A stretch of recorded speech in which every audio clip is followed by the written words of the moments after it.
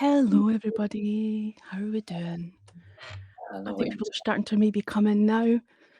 yeah, Shall we just chat amongst ourselves until they arrive?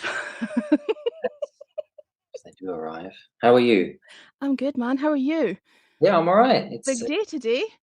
It's a big day for the digital release of the new album is today, and so it's on Spotify and it's on all those other platforms I've never heard of, and it's also a video that we did a promo video a few months ago for one of the tracks, and that's gone live as well. So I'm sending out so I'm sort of doing the press releases today. So yeah, So it's been it's busy. cool. It's a really it does feel like a bit of a weight off your shoulders in a weird way, you know. Well, you've been working on it for a while because when we were talking at the start of the year, you were kind of almost done at that point. You'd been working on the album for a while, January, is that we've right? done it. We Yeah. actually did, you know, it could have come out earlier actually, this album, because the delay was the cover art, which was worth the wait, I think, you know. But it took a while to get the cover art sorted. But we actually mastered the album in September last year, and we had intended for it to come out in March, around March this year. And so it was all done and dusted back then. But you know, you just we wanted a bit of a lead-in time, you know, because of all the kind of promo, and it gave us the time to do the video. And in the end, it was great. So you know, it's what it is, I suppose. But Well, no, you mentioned the video. mm, Shall we let people see the video? we could. That's a Shall nice we, one. shall we do that just now? And then again, that'll give us people time to filter in and ask us I'll questions do an and introduction to it. I can tell you a bit absolutely. about it. Can you just So, clarify which video it is that we're playing? you're all you ever needed. So, Okay, yes. which is a we worked with there's a good friend of ours, Roger Spy, who's a real visionary kind of visual artist and a musician as well, actually. And I've known Roger for ooh, 12 years, 13 years maybe. And we kind of bonded over John Fox and all sorts of other things. And he did a video for us before for the track When I Was a Girl, from the album Hair of the Dog, which was we absolutely love that video, and we get um, lots of really great comments on that as well. So yeah, we wanted to work with him for this. So he had some real clear vision of what he wanted to do with this video, and yeah, you know, very pleased with it. And that's just been released today, is that right? Literally came out about 5 6 hours ago. Yeah, I must have just caught it just as it was coming out. yeah, literally, literally. So Right, let's play it then. brilliant. So this is All You Ever Needed. I can't remember which track number this is on the album. Track 5. Track Yeah, 5 is halfway through. Okay, okay. terrible that I know that. Cool.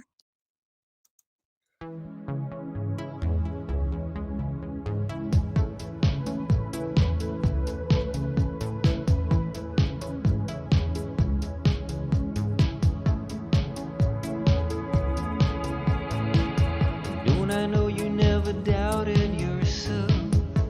I'm certain of this. And I can see you never needed my help. But answer me this.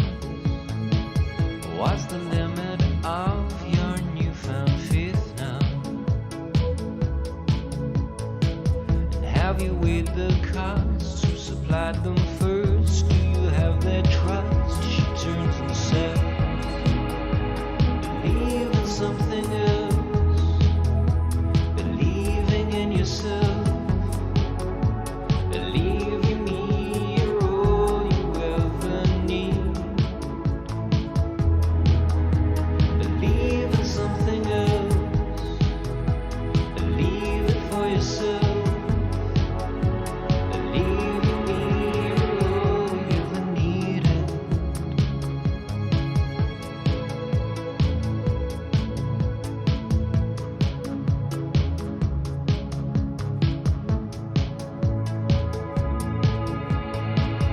Never doubted that you healed in real time.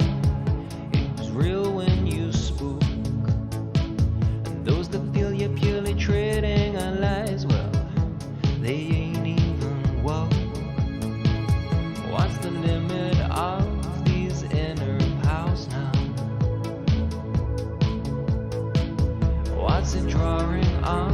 Who'd you buy it from?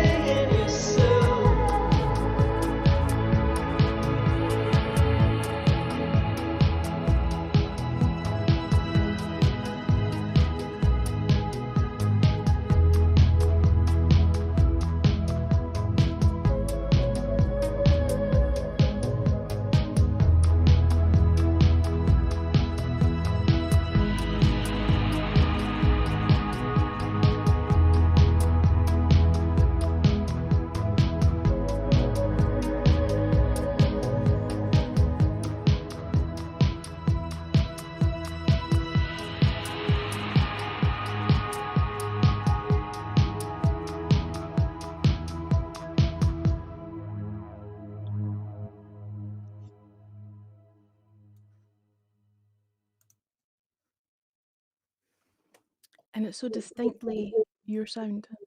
Yeah, yeah, I Yeah. guess, you sort of try and you sort of always try and be different but the same, the album. You Yeah, always no, you can try. instantly again, you can instantly tell that it's Cult with No Name.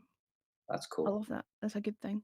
I think Um, so. I hope so. I mean, that's, I guess, partly my voice and partly the sounds that we use, particularly John, the other half of Cult with a Name, because I would make every song sound completely different, to be honest, if I had my way, which is not a good thing. And he uses the same sounds a lot. I mhm. mean, a lot. So I think that helps. I know it's a good thing. Yeah. Um, I know that there are people lurking in the room not saying anything. We don't know you're there unless you say hi, so come and say hello. It Is is this live live. or It is not pre-recorded? pre-recorded, it is live. So if you have questions to ask Eric, Yeah, fire away. That's what he's here for. yeah. He's gonna have a wee chin wag. Um, Fly, fly, fly. we're just talking about the new it is live, live, live. We're just talking about the new album that's been released today. Yeah. It's really exciting. I guess it's more exciting for us than it is for you because you've been sitting on it since last year. Yeah. No, no, it's not. It's exciting for me. And I'll tell you one thing about this album as well. I staggered the release date. So I did the physical CD came out before the streaming version, and I heard some people do that kind of thing, and then I heard from some people, oh, yeah, do the CD, put the CD out first because it gets people to buy the physical before the streaming's available, and then I heard other people say, oh, no, no, no, do the streaming first because then that generates interest in the physical, and then when the physical comes out, they'll buy the physical. And so it's interesting. I don't know what the consensus is, and I've got to be honest, I probably wouldn't do it again because it just it just creates more problems because people are really confused about when it comes out, Mhm. which is not helpful for things like radio stations and stuff. It's been great. Obviously, you've been playing it, and the others really appreciate it. And but I don't know if I'll do that again. It seems a bit of a hassle to me. So I we'll think the just thing with the physical is presumably there's download code with the physical that there you is can yeah. 2. There's 2 download codes. So in case you lose the first one. No, there's 2 download codes, which is one one is for the vocal the our album, but we also threw in, we had the instrumentals versions of all the tracks mastered. Nice. Mainly, because you never know if it might appear in an episode of Open All Hours or whatever. And we threw in a download code for For the instrumentals. instrumentals. Why not? Nice. So, That's which cool. yeah, which some people have appreciated. You can buy the instrumentals separately if you really want to. On your Bandcamp. On the Bandcamp, you can buy the digital version of the instrumental album separately if you don't want to hear from me. You can. There's something special about having a physical copy in your hand though, isn't there? I think so. I I would think say so. that because in that room there, I've got about 3,500 records collection, across all formats, to be fair. But yeah, I'm a big record collecting geek, You know, you even put me to shame. Sorry? I said, "You even put me to shame." Oh, Mine looks well, like a tiny piddly little collection in comparison to yours. I don't know. It's quality, not quantity, isn't it? There's not a lot of crap in That's there. it, you tried to make me feel better, Eric. Half of those, half of those records are unsold copies of our albums. No, no, not, not including. I'm not including Cult and Name albums in that. But yeah. So no, I've been a record collector since I was. I don't know when you formally become move from fan to collector. I don't know. I guess it's when you start having a wants list. When you start having a wants list that goes beyond just mainstream releases, and you start to become a bit of a collector. Some of those records have been on my wants list for years. I remember that was yeah. There used to be. I mean, obviously we've got Discogs now, Mhm. which everyone kind of uses, but there used to be people. Some people on watching this may remember something called GEM, GEMM, Global Electronic Music Marketplace, which predated Discogs. And I really liked Gem, and it was a online database of millions of record shops, or hundreds of record shops, thousands of record shops across the world, and you could put in your wants list, and it would email you when someone had uploaded um, Wow. something that matched that criteria, and I actually prefer Discogs, that it's gone under. But I had things on that way. I had on that gem wants list. I had things on there for years, 10 years. It was hundreds of records on there, years and years and years and years, and to the point at which I would go back and there'd be some name of some band, and I would try and Google them, and nothing would come up. And I think I probably just made the band up. So it was Should we say hi to the people in the comments? Hello from yeah. YouTube. Hello, Is it hi, is it Beat My Guest? That evening sounds all. like an Adamant fan. Hello, evening all. Hi Jeeves, how's it going? Yeah, no, I don't remember Gem, but I guess there are so few record stores now that there wouldn't really be much of a database of shops. Well, yeah, is that, or they all moved online. Yeah, Yeah, how's you're ever. right. You're right. So it's become very different, and of course you've got eBay as well. And it's interesting with eBay as well. So it's not record collecting, boring, record collecting stories. But eBay, in the early days of eBay, of course, people didn't know how much stuff was worth. So you'd pick up really rare records quite cheaply, and then people realized, oh, you could. Or probably should Google this first, or get the rare record price guide book or something like that, or looking a copy record collector. And they quickly learned. So the days of snagging a bargain on eBay are long gone, I think, with record collecting. I Sad. guess it's the same with But the charity shops as well. yeah, I and it's went through a quite massive Adamant phase in the mid-90s for some reason, 10 yeah, years after he left the charts. yeah. And used to, troll charity shops for vinyl, and you'd get a bargain. And then of course that's when people wanted to get rid of their CD, rid of their vinyl, because they were buying everything on CD or whatever. You're Mm, still talking pre iPod, and then people realized actually this is worth money, and they started collecting again. It's like, okay, no more bargains. yeah, yeah. There's a name I recognise, Shannon Seward. Hi, Shannon. Ah, hey, But, but now, listen, if Shannon's coming in from YouTube, you just said hi to her in the comment section, but she can't read that because oh, she's coming in sorry. from Hello, YouTube. Shannon. Sorry. See the little triangle, but you were asking Yeah, earlier I get how it. we'll know. Yeah, I can't reply in the comment section here. But anyway, hello, and everyone else as well. But yeah, yeah, record collecting. It's I'm not fussy about genre, like formats. I still buy a lot of CDs actually. I'm not that bothered about which format it comes on. So as long as I get hold of the record, really, Mhm. and CD is obviously quite convenient. Yeah, so I think there's just something special about holding it in your hand, yeah, looking through the artwork. You said the artwork was the thing that took time on this yeah, project. it did. So we Yeah. worked with we worked with for the last 3 albums, excluding the Blue Velvet soundtrack. A guy called Lee, who runs a label called Bit Phalanx, a kind of IDM, they call it, intelligent dance music label. And he used to work for One Little Indian Records as well, and and he also has done reissues for Bjork. He did lots of reissues for Bjork in terms of doing repurposing the cover art and stuff. Mhm. And so he's a real packaging genius. He's so clever with some of the packaging things he's done. He was one of the first people that kind of turned me on to the idea that you could put a download code on anything. So he used to go to kind of this thing called Independent Label Market, and he used to have a stall there, and he would sell cigarette lighters with download codes on, which were samplers for his label, Mhm. and you saw that each time you went to the independent label market, there'd be more and more people doing that. As cupcakes, you often saw cupcakes with little flags in, little download code. Even better, you could put the download code in the cupcake, and then you have to digest it. No, I and remember I remember I remember somebody was promoting something, and it was QR codes. It was the icing it was a QR code on the top. You that's scan the cool. QR code.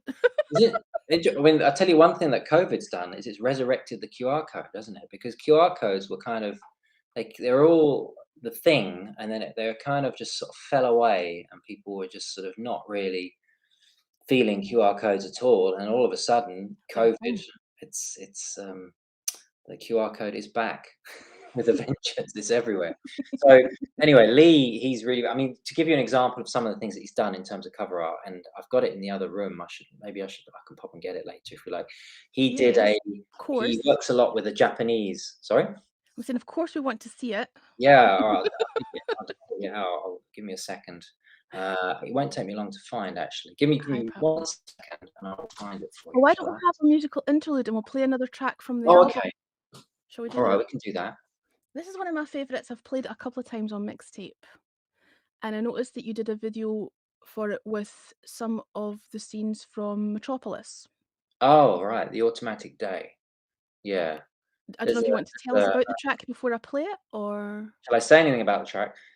Yeah, I can. There's an interesting story behind the title for The Automatic Day. So there's a couple of interesting things about that track, I think, or if people want to know about it. Firstly, the title. So Johnny, the other half of Cult with a Name, has got two sons, and they're how old are they now? One's 12, one's about 8, 9, and a few years ago, his eldest son, he must have been about 7, 6 or 7 at the time. John was telling me that he came home from school and he'd written some poetry. And one of the lines in the poem was, "The sky has completed. Today is the automatic day." And he was like, "Wow, that's seriously cool. That's like a really dystopian kind of Mhm. J.G. Ballard. Really love that line. I thought I'm going to use that line. I love that. So The sky has completed. you Today is plagiarized a 7-year-old, is that what you're saying? He was a 7-year-old, and he's doing writing the lyrics to me, yeah. So he's gonna be the new lyricist. And this was, like I say, 5 years ago maybe, and I always wanted to use that line, and I just could not find a way of using that whole thing. And I thought, "Oh, sod it, I'll just use The Automatic Day, and I'll just tell people the story behind the title." So, I had the title The Automatic Day, and then I thought, what could I write about? So I basically just wrote about routine, and how we live in by the clock, and how we governed by digital devices that dictate what we have to do, rightly or wrongly. I'm not suggesting it's a good or bad thing. So that's what the song's about. And the other interesting thing people will hear, there is an automated robotic voice that you hear through it, going throughout it, which goes Yankee Hotel Foxtrot. That voice, I don't know if you've heard of spy number stations. You've heard of that? So spy number stations they're a big cult thing if you're a geek like me. They were in the Cold War. Well, they still exist. They still exist. They were the kind of long wave broadcasts that governments made to their spies around the world, and they were coded messages. Mhm. And those coded messages that those spies would decipher. So it would always be a NATO alphabet mixed with all sorts of other stuff. And some of the spy number stations had theme tunes. There's a famous one called the Lincolnshire Poacher, which has a little theme tune, and then this voice comes in and goes Delta Yankee, and they're very atmospheric, And I have vague memories of hearing these when I was a kid, on radio, and you just tune at the end of the dial. Certainly remember listening to interfering with police signals and stuff, and they're just incredibly atmospheric. And you can download spy number stations. Apart from being a big cult thing, you can download. There's something called the Conet project, CONET, and this guy or girl, I don't know if it was a man or a woman, compiled all the kind of spy number stations together as a kind of downloadable file, if you like. And that voice that you hear is a spy number station. I can't remember which one it is and for which country, but he or she's painstakingly kind of mapped them out. I think it comes with the source because he's able to identify. They're able to identify which country it was broadcast from. Wow. So it's really interesting, and I just thought that added an interesting layer to it. So that's that voice that you hear. We wanted to use the spy number station sample for a while, but it was just finding the right track for it. So yeah, it's a really interesting thing if I you look did at. actually wonder because it's very, clear RP, accent, Yeah, sort of 1950s, yeah, I did wonder what that actually was, so I'm glad you told me. I didn't even have to yeah. No, ask the it's Cold question. Cold War, so it would be from the 80s probably. It might be more recent, but Mhm. um, yeah, they're interesting. You can really delve deep into spy number stations and the history. I do believe they still exist to an extent. Uh, Probably. possibly still the safest way that governments can get messages to spies. I don't know, because internet can be intercepted. I suppose radio can be intercepted as well. But yeah, I don't know. But yeah, look it up. Anyway, that's the automatic day for you. Interesting stuff. Right. So I'm gonna play that. Yeah, You go grab your yeah. artwork. I and will. we'll reconvene. Okay, cool.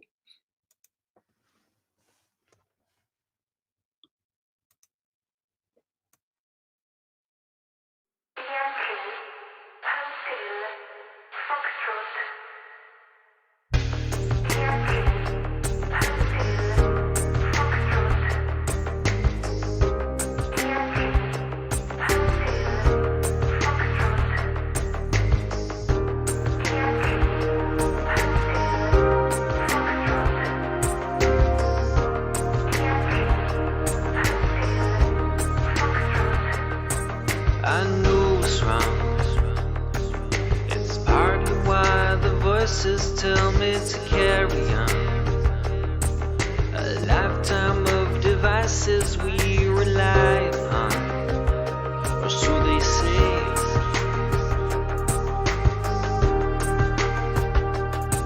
I sense a need. I feel it as it burns a hole right into me. Are those that never learn condemned to long repeat the automatic deed?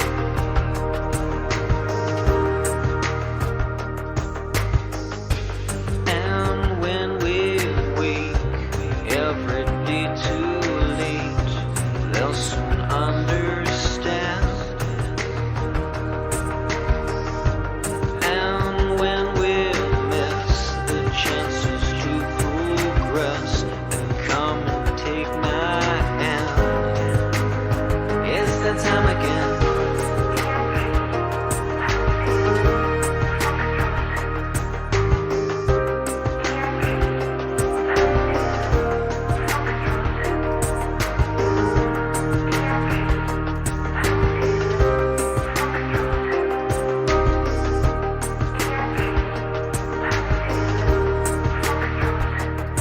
So who will rise to shake off this arcane system of compromise?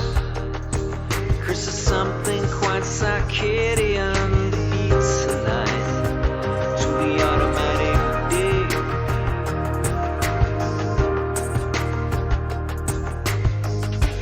And when we wake every day round 8, they'll soon understand. And when we miss the chances to progress, then come and take my hand.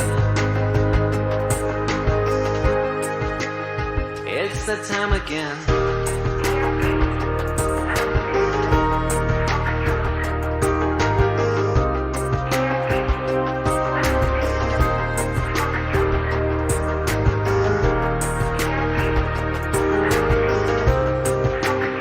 It's that time again.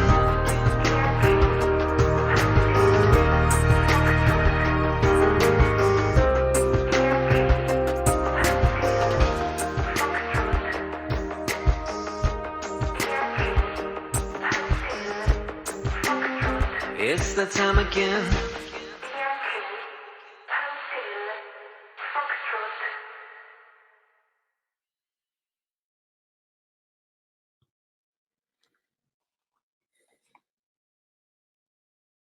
There you go.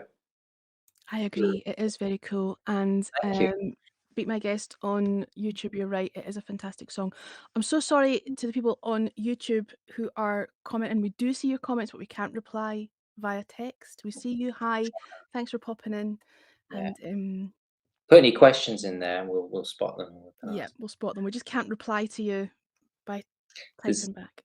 just a couple of things to say on the automatic day. Yep. It's very we like. I'm quite a big OMD fan, hmm as is John, to be fair. And hmm so that I think was our most OMD-ish kind of song, Yeah. a bit deliberately so. I even sent it. Mal Holmes, who's the original drummer in hmm OMD, for many years. He said some very nice things about us a couple of years ago. Tweeted tracks from the last album, so I sent it to him I sent the album to him the other day, and he wrote back. So I particularly like the Automatic Day. Yeah, That's- it does I have thought you might. OMD kind Thought you of might. hallmarks. Yeah, but it's again very distinctly Cult with No Name. That's You very know. kind. Thank you. And I probably, saw like I say, probably one of my favourite. I have played that the most of, the tracks that I've played on mixtape. That's been the one that's been played the most. I think it's It's a seems cracker. to be one thing we've learned 10 albums in, it's only taken us 10 albums, is you cannot predict which of the tracks that are gonna be the most popular. I've totally given up on that. There are songs, in our back catalogue that I thought would be a lot bigger than they are, and there are other songs that I'm quite surprised that that's the one that people go to. Mhm. Automatic Day seems to be the one, and so I've given up. I've literally given up trying to predict that. But the Automated Day seems to be the one that's getting the most love at the moment. It's getting the most plays on radio, on Spotify. I told you the album launched on Spotify. It's got the most plays on Spotify today already. Um, yeah, which is nice. That Uh, is good. yeah, Maybe it resonates with people because of what they're going through at the moment. And that's the other thing I want to say about your albums is there's always an element of it's very current. Even your previous album, Media Burn, was very much, there was a kind of undercurrent of what was going on politically in the background when you listen to those songs. yeah, Same with this album, that song in particular does feel like Groundhog Day for a lot of people with this whole sort of, true. COVID isolation. Maybe it resonates Yeah. in some kind of way with people. Maybe, and the one thing that we have the advantage of, because we're reasonably prolific, I'm not saying that the albums are any good, but we do churn them out. Mhm. You can be quite current, with what's going on in the world. So, the album Nights and All Sentinel, the new album, it's got a couple of songs about COVID in there because we were able to do that. We were able to write, record, and release those in the time of COVID. Media Burn is quite Donald Trumpy in terms of that sort of stuff. I didn't want to drop the orange one's name, but Well, let's it's kind of drop the what I orange was one driving at. straight high, to be honest. So, there's a bit of, so you can be, not that they're in any way concept albums really, but you can Mhm. be a bit current. So there's a couple of songs. The All You Ever Needed is a link to COVID. It's a sort of a long story. It's sort of yeah, It's and all right. there's, We've got time, Eric. yeah, It doesn't you matter got how long the time. story is. We've got Well, time for the it's long what, as story. someone I know basically claim they got COVID and they claim they cured themselves through meditation. And it was, I'm not questioning that, but I'm saying what's the limit of those sorts of approaches, meditation Mhm. and all the rest of it, to cure yourself of something. And and drawn into that is the whole conspiracy theory stuff that's going on with COVID. And again, we're not trying too hard to comment on it, but people are believing all sorts of stuff, aren't they? And yeah, it's difficult. And is there a point at which you just shut off from everything that you hear? It's a bit like the song "Blind Dogs for the Guides" from the last album, where it's hard to make sense of what's real and what's not. Mhm. So it's quite interesting. The Roger, in the video, "You're All You Ever Needed," you might notice there are these kind of billboards and there's this text. The lizard, there's obviously, you got the little lizards, which is sort of reference to David Icke and the Illuminati Mhm. and all the rest of it. But you've got these little random texts, and that he did a random text generator. So he generated these lines. So you've got these ridiculously nonsensical slogans on these billboards, which is not too far from Mhm. real life at the moment. Mhm. So you got that, and the other song that's about COVID. There's a song called "After the Storm," which is a which was written quite early on, actually, during lockdown, and it was just about how, we saw, and we're still seeing, we're doing some lovely acts of kindness during COVID, and community spirit and all the rest of it, and clap for the NHS and love for the NHS and all those wonderful things. But people really forgot that all that kind of community spirit came, speaking of that first lockdown, came after people were like scratching each other's eyes out to buy toilet paper. Mhm. And and it's just a nonsense that there was this great coming together of community. It was opposite, and that's just human nature, unfortunately.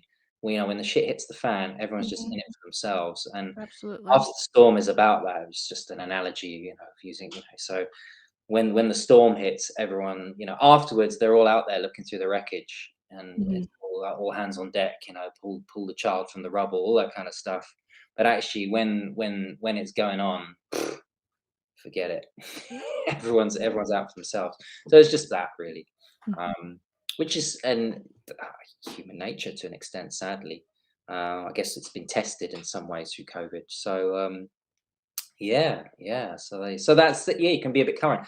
And next album we'll talk about it later, but halfway through the next album as well. So you can be a bit talk about different things there as well. I mustn't forget this packaging thing Yes. because so yeah, Lee, right? Mhm. I mean, I've seen him do amazing things. So I can't afford half the things that he produces on vinyl. But he did Mhm. do this. Now he works quite a lot with a Japanese artist called Kopei, who's kind of like the Japanese Bjork. And she actually sang. We did a song called "Not So Big in Japan" a few years ago, which is kind of a bit of piss take out of bands that say they're big in Japan. Mhm.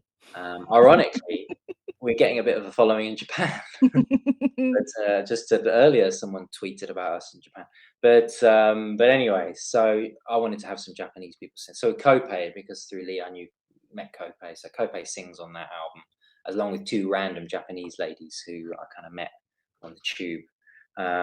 Alyssa, Alyssa's left a comment. Can't wait to get the CD version. You should have it by now. I sent yours ages ago.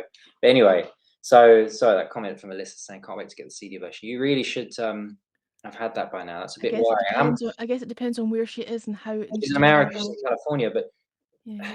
I'm really worried. That's another topic for another time. We can discuss it today as well. I'm really worried about the postal situation at the moment. We Mhm. had someone charged huge amounts of customs charge from one Mm. country. We had another country that never arrived. It's a mess at the moment. Are these European countries? They were European countries. Yep. Um, Do we want to say the B word? well, Belgium actually. It was it was Belgium where this happened, but linked to the other B word. Yeah, I wasn't gonna say the other B word, but we know yeah. No, we you're knew right. it Well, was it gonna is the cause B word. problems before it was voted for. It is the B word. It's the B word, Yep. and it's made things very difficult and a bit hit and miss. And I don't want to go down the route of having to do tracking Mhm. um, tracked CDs for everyone just because of the cost. If I was in another country, I wouldn't want to pay for that Mhm. necessarily just for a little CD. But Oh yeah. Alyssa that's commented about having not received the CD. Yeah, that is worrying because other people in the States have received it. So I'm a bit worried. So you need to message me, Alyssa, if it doesn't receive in the next week because other people in the States have received it weeks, days ago. Anyway, Keep your fingers and crossed I'll for you, work on Alice. the other comments as well. Hello, everyone. Oh, hello, James. Hello, Molly. Hello, all these people. Right, Lee. Yeah, Kopei. So he did this thing where he did one of the I don't know which album. This he's done millions of albums. But anyway, this is a double. You think, oh, double CD, right? Double Hang CD. on, I'm gonna But make the no, little it's swing so not. we can see this better. Hang on, wait a You minute. see it. There we go. All right. So you think, okay, that's a CD. That's a CD on one side. The other Mhm. side. Look at this. 5-inch vinyl. Nice.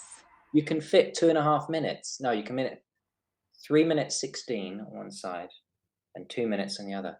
So it's a CD-sized vinyl, and Wow. that slips into the CD case. And I just think that's beautiful, and it's quite Mhm. interesting because it reminds me a bit of '78 records. Because one of the reasons that '78s, because old '78s that spun at that speed, they could only fit 3.5 minutes on a '78, which was always dictate. Which is kind of there's an interesting story about how pop music evolved, because pop music evolved because the format that it was pressed on Mhm. only hold 3.5 minutes. Yep.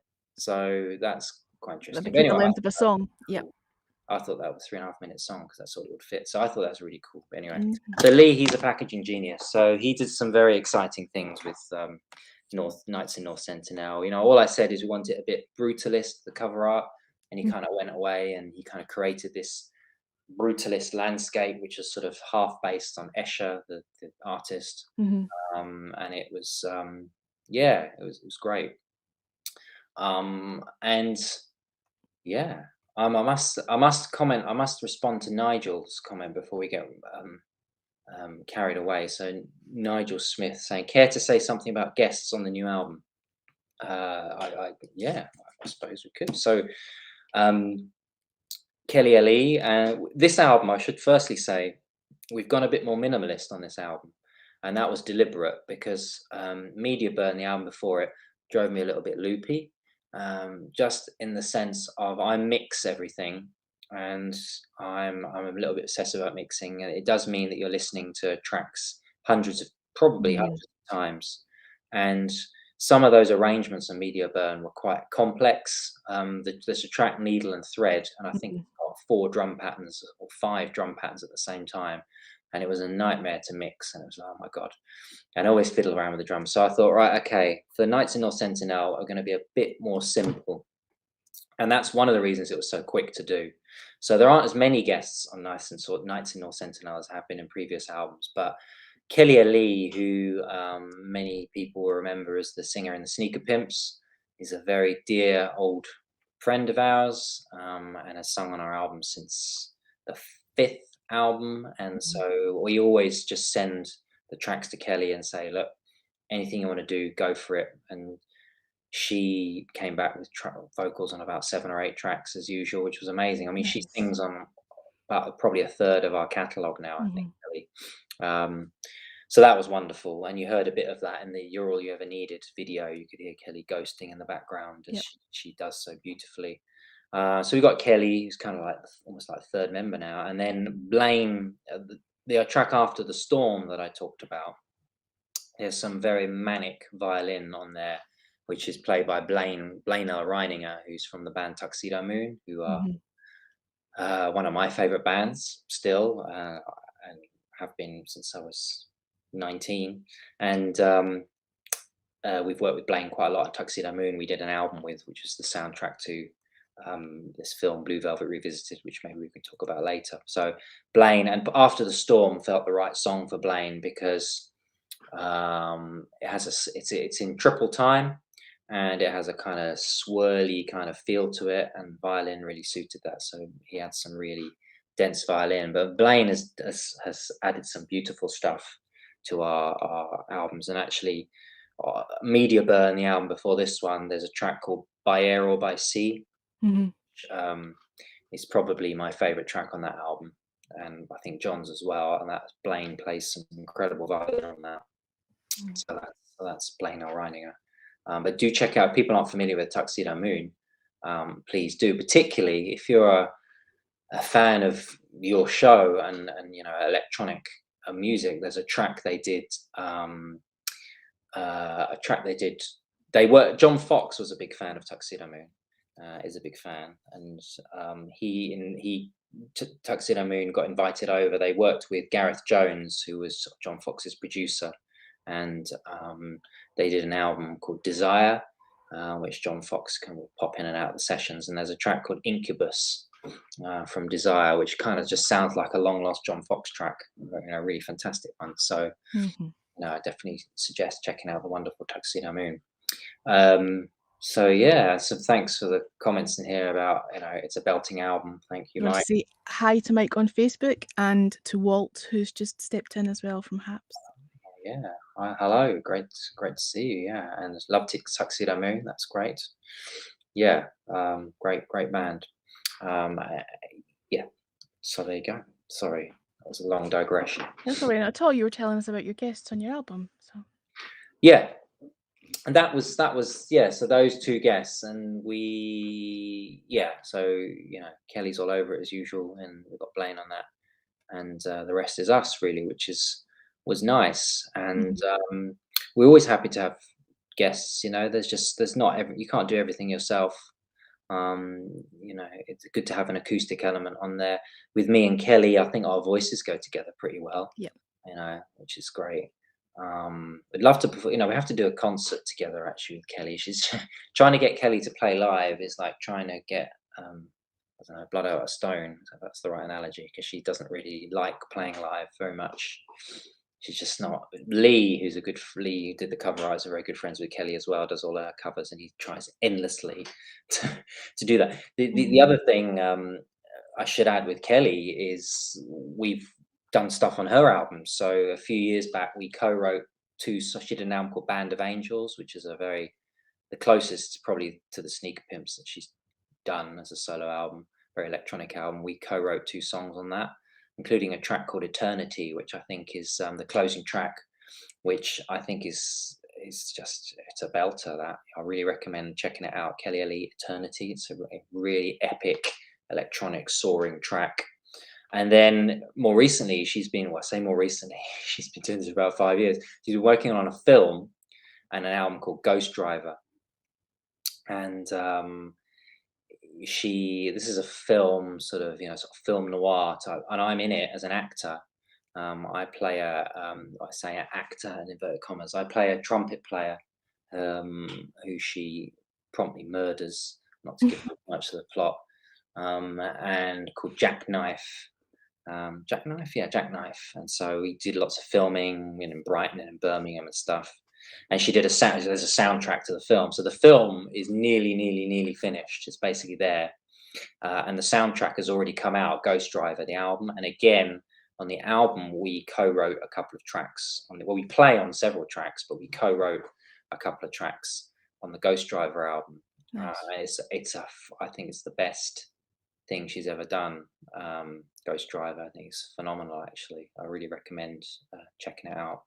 So yeah, Kelly, she's a really visionary kind of artist. Actually, plows her. There are a lot of people that claim they don't care what people think and will just do their own thing, and are not that. A lot of people would say they're not guided by other people, but it's just not true. But for Kelly, it's true. She just does what she likes. She did her last 3 solo albums. She did an acoustic folk album, followed by a kind of electronic dance-ish kind of album, followed by this kind of noir jazz album. Oh, and in between, she did an avant-garde operatic piano album. So, So yeah, eclectic would be the right word then. Very eclectic. Mhm. And I said to her, I was talking, we see Kelly all the time. I said, "Oh, you're going to get a distributor because obviously it's on Bandcamp, the Ghost Driver album. You're going to get a distributor for the album." So, "Oh, no, not interested." So she's like, she does it. She really does. She's one of those people that does music for herself. So what's her plan for the film? Is that going to be released? Maybe is she going to try and do that as like a film festival type Yeah, thing, or yeah, is I it? think Yeah. so. She's had a few interesting offers, I think, and Mhm. yeah, I think she's just looking for the right time, and I think Lee, again, who really does help and support her, Lee from Bit Phalanx, is trying to secure that as well. So, Nice. you know, it's Cool. I can't wait. I haven't actually seen. I haven't not seen the finished film myself. I've seen bits of it that I'm in, and there are clips on YouTube that I'm in, and lots of photos and stills and things, but I've not seen the film. So, but she's a real perfectionist, Kelly, and that's um, takes quite a lot of skill because it takes patience to be a perfectionist to that Yeah. extent. To have 5, 6 years in between albums, I one of the other reasons I think Colton and Name are so prolific is because I think people are going to forget about us if we didn't do an album for 5 years. People are like, who are they?" No. So I don't think that's the case now, I must say, because No. we've got a following. But for the first 5 albums, I probably felt that way, Mhm. and yeah. It's So understandable though, because music can be so fickle. You know, it can be quite sort of, certainly pop music yeah, has always been seen as disposable. But I guess that's one good thing about the way that the music industry is at the moment is that artists are cottage industry. They're not relying on, a record deal that's going to be removed from them at any moment, kind of thing. So I guess the opportunity for longevity is actually probably. well, it's interesting because pop music is yeah, ephemeral and temporary and all the rest of it, Hmm. but it lives forever now Hmm. because of we live in this digital space where music lives forever. And that one of the things I enjoy when people ask, "Oh, why do you make music? What's one of the things that is most rewarding about doing music?" And I say, one of the nice things about music is it can never be destroyed. Writing a song, recording a song, and releasing a song, it can never ever be destroyed. It can be completely ignored and completely forgotten, and we've got tracks like that. but it can never be destroyed. Mhm. And that's a powerful thing, I think, and I like that, and that's why it's quite nice. Particularly, it's mad when you get to 10 albums, and we've done 100 and because we have about 12, 14 tracks on each album. We must have done 150 songs, something like that, Mhm. and it's just random, a song that you haven't thought about in years that someone leaves a comment on and says, "Oh, this song means so much to me," and it's just so amazing.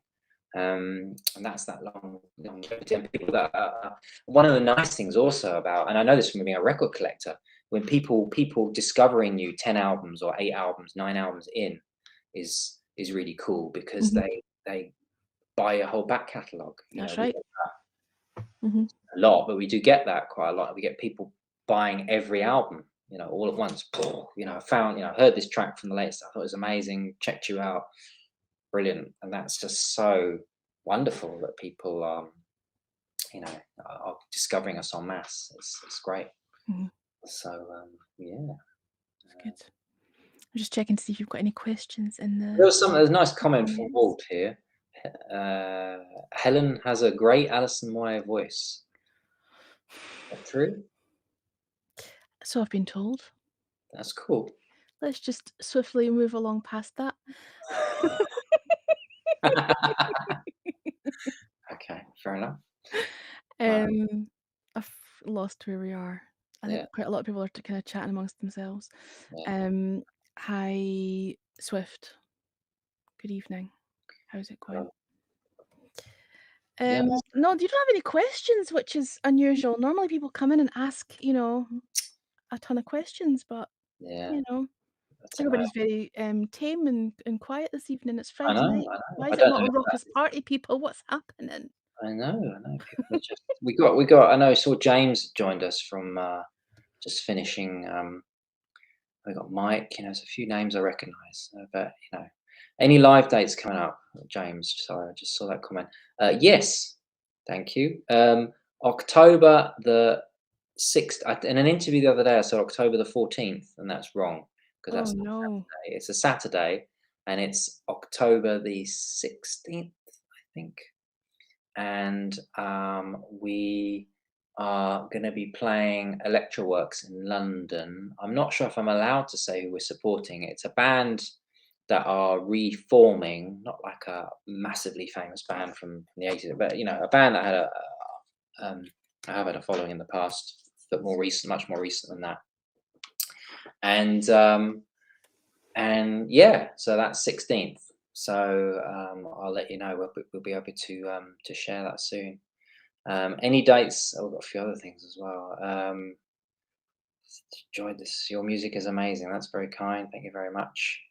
And great work again. Oh, Tenedo, that's Dimi. Oh, yes, a friend from Italy. Thank you very much. I hope you got to hear the album. Walt, any dates in Ireland? No, although what I will say about Ireland, very good friends of ours are a band called Tiny Magnetic Pets, Mhm. and you probably familiar with them. I'm sure Yep. Rusty has spoken about them as well. So Mhm. They were supporting thanks. Midge recently on his Band Yep, Electronica tour. supported Midge and supported OMD in the past. Yep. So I have been over to Ireland and I've sung on stage with Tiny Magnetic Pets many times with Paula, and yeah, and I did a few kind of couple of numbers on stage just on my own before they performed in Dublin, just pre-pandemic actually. Was that 2.5 years, or maybe it was, I don't know. It was a It's couple of years hard ago to it's anyway. hard to remember when the Yes. pandemic thing started. Was that February last year? Was it the year before? I can't even remember. I 'Cause don't it's think. COVID-19, but it was the tail end of 19. I know. So it was the start of 2020, but, I it know. feels like it was an extra year. Oh, exactly. So the other thing also with Animated Pets, I say co-wrote. I did lyrics and did melody for a song for their next album, which is called Cosmo. The song is called Cosmonaut's Lullaby. It's like a duet between me and Paula, and that was great. I was very honoured that they asked me. So great band. So through Tiny Magnetic Pets, we might be able to do Ireland actually That playing would with be them. very cool. The That- reason I wouldn't normally pick up my phone and look at it while I'm having a conversation with someone, Yeah, but the reason I did that was October in London was ringing a bell with me, and yeah, you've just said you've got a gig on the 16th. yeah. and the day before that, Empathy Test have got a gig on the 15th. That's So right. so guess who might be wandering down to London in October if I can Ooh, manage to cram both of yous in the same weekend. that'd be great. That'd be That's great. great. I was No, just that's checking right. it We love wasn't the day out. same day, but it's the day after the, that's great. Yeah, that would be amazing. That would be Yeah. great. That would be amazing. And yeah, so there you go. Some other comments. Oh yeah, James. Yes, I was there about 3 years ago. That's right. Mike, what would you class as your best album? The latest, of course. Always the answer is the stock answer, isn't it? The I most can't. I recent tell you one. what, it's. I'm discounting the latest album because it's much too early to say. When you, I know it's a cliche, but it's true. When you're recording an album, when you've listened to songs hundreds of times, Mhm. you lose track of what's good and what's crap and Everything what's starts to sound the best. same. We do think it's a good album. We think it's a great album. A lot. I had a lovely text. I put it on Facebook because I was so sort of got welled up. Well, not welled up, but a guy, a photographer that we worked with, a guy called Andrew, who texted me and said, "My God, Eric, new album is a masterpiece. Blown away by this." So that was good. That's nice. I like getting messages like that. But That is nice.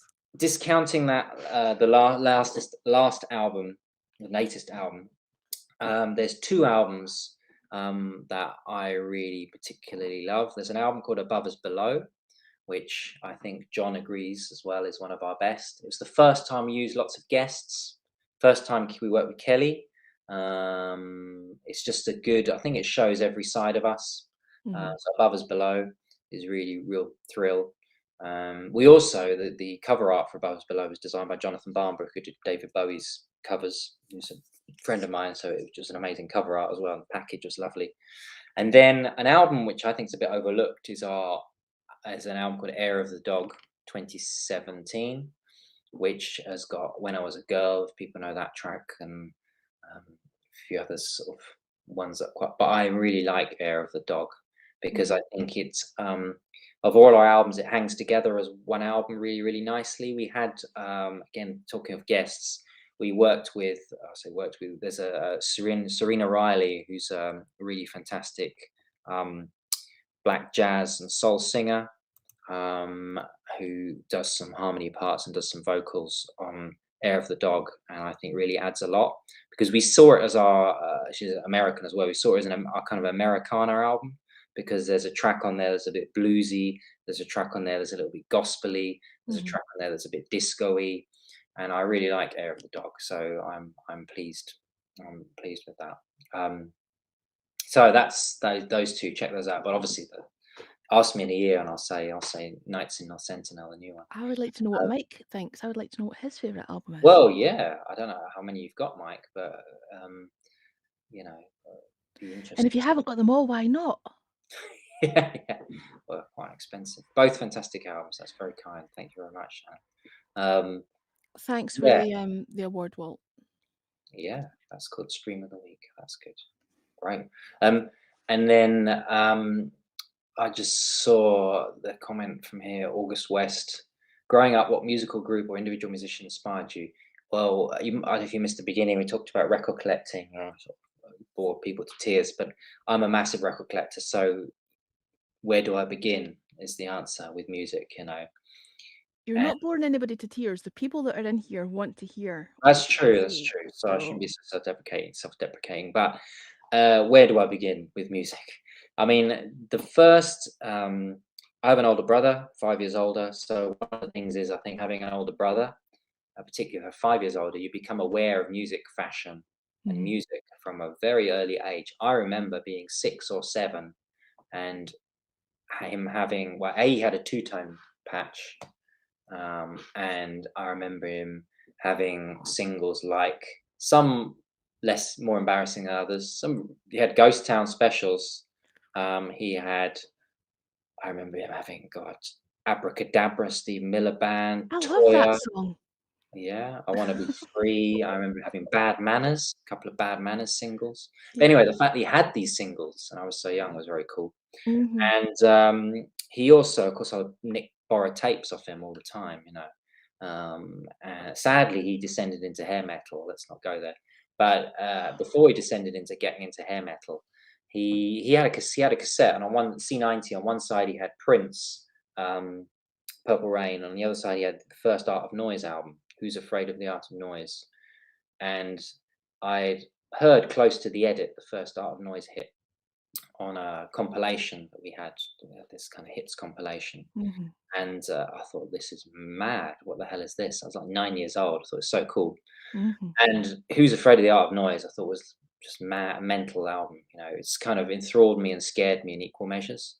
And you have to bear in mind, in terms of kind of that early 80s, I was too young to really capture some of those early 80s artists. I turned, not to give too much away about my age, I turned 13 in 1988. So, 81 and 82, I wouldn't have caught OMD and knew it Mhm. the first time round. I was too young. Retrospectively, yeah. Exactly. And but what I did capture was, and I remember this at primary school, hip hop and breakdancing was the thing. I remember in primary school going to people's birthday parties and everyone was trying to do the caterpillar.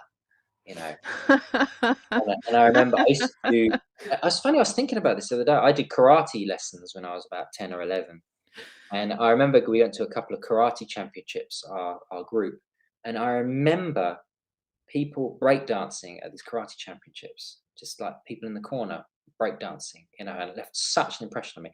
And I think one of the things about that, the Art of Noise, is it had that, the Close to the Edit, and the tracks like Beatbox, it had that kind of slightly hip hop feel to them. Mhm. Anyway, I loved Art of Noise, and then unsurprisingly, after that, long after that, I got into things like Yellow, quite similar, not totally unlike the Art of Noise. And then I was also got massively into the Stranglers, and Mhm. I'm big, I joined the Stranglers fan. I'm still a massive fan of the Stranglers, and I think they're a very underrated band, and they have influenced me quite a lot. Um, so that, yeah, Stranglers are in there. And then I got really into kind of more obscure avant-garde kind of stuff. So through the Yellow, I got into the San Francisco band, The Residents, avant-garde American band. I'm an obsessive Residents fan, still am. And yeah, so I'm still a huge Residents fan. But then I got into all those other things like Laurie Anderson, The Associates, Mhm. obviously Bowie, Newman, OMD, Danielle Dax, Devo, um, all of those sorts of people. Really, Stan Ridgway, Wall of Voodoo, people remember that. So I just kind of, it was just a chain of various people when I was in my teens, or late teens, early 20s. Tuxedo Moon, of course. Um, so yeah, and that's just stayed with me. And then I kind of, as I got more and more ridiculously anorak with my collecting, I got really into a genre called synth punk, which is not really officially much of a genre. You can see a bit about it on the internet, but as I've Mhm. really got into collecting this stuff, to me, it is a distinct genre and a distinct sound. Firstly, it's not European. It's mainly based around Australia and America, and in America, California. So it's kind of associated with sunny climes, I guess. And it's just really interesting. Check out bands like Primitive Calculators, The Units, really really good example. Um, Crash Course in Science. There's some really good Australian bands. Whirly World. So these are really ridiculously, stupidly obscure bands, but there is some amazing stuff, and it's very different to the kind of European synth stuff at that time. This is all sort of 79 to 81 post punk, but Mhm. it is very different because it doesn't have that gloominess that the kind of the European synth stuff had.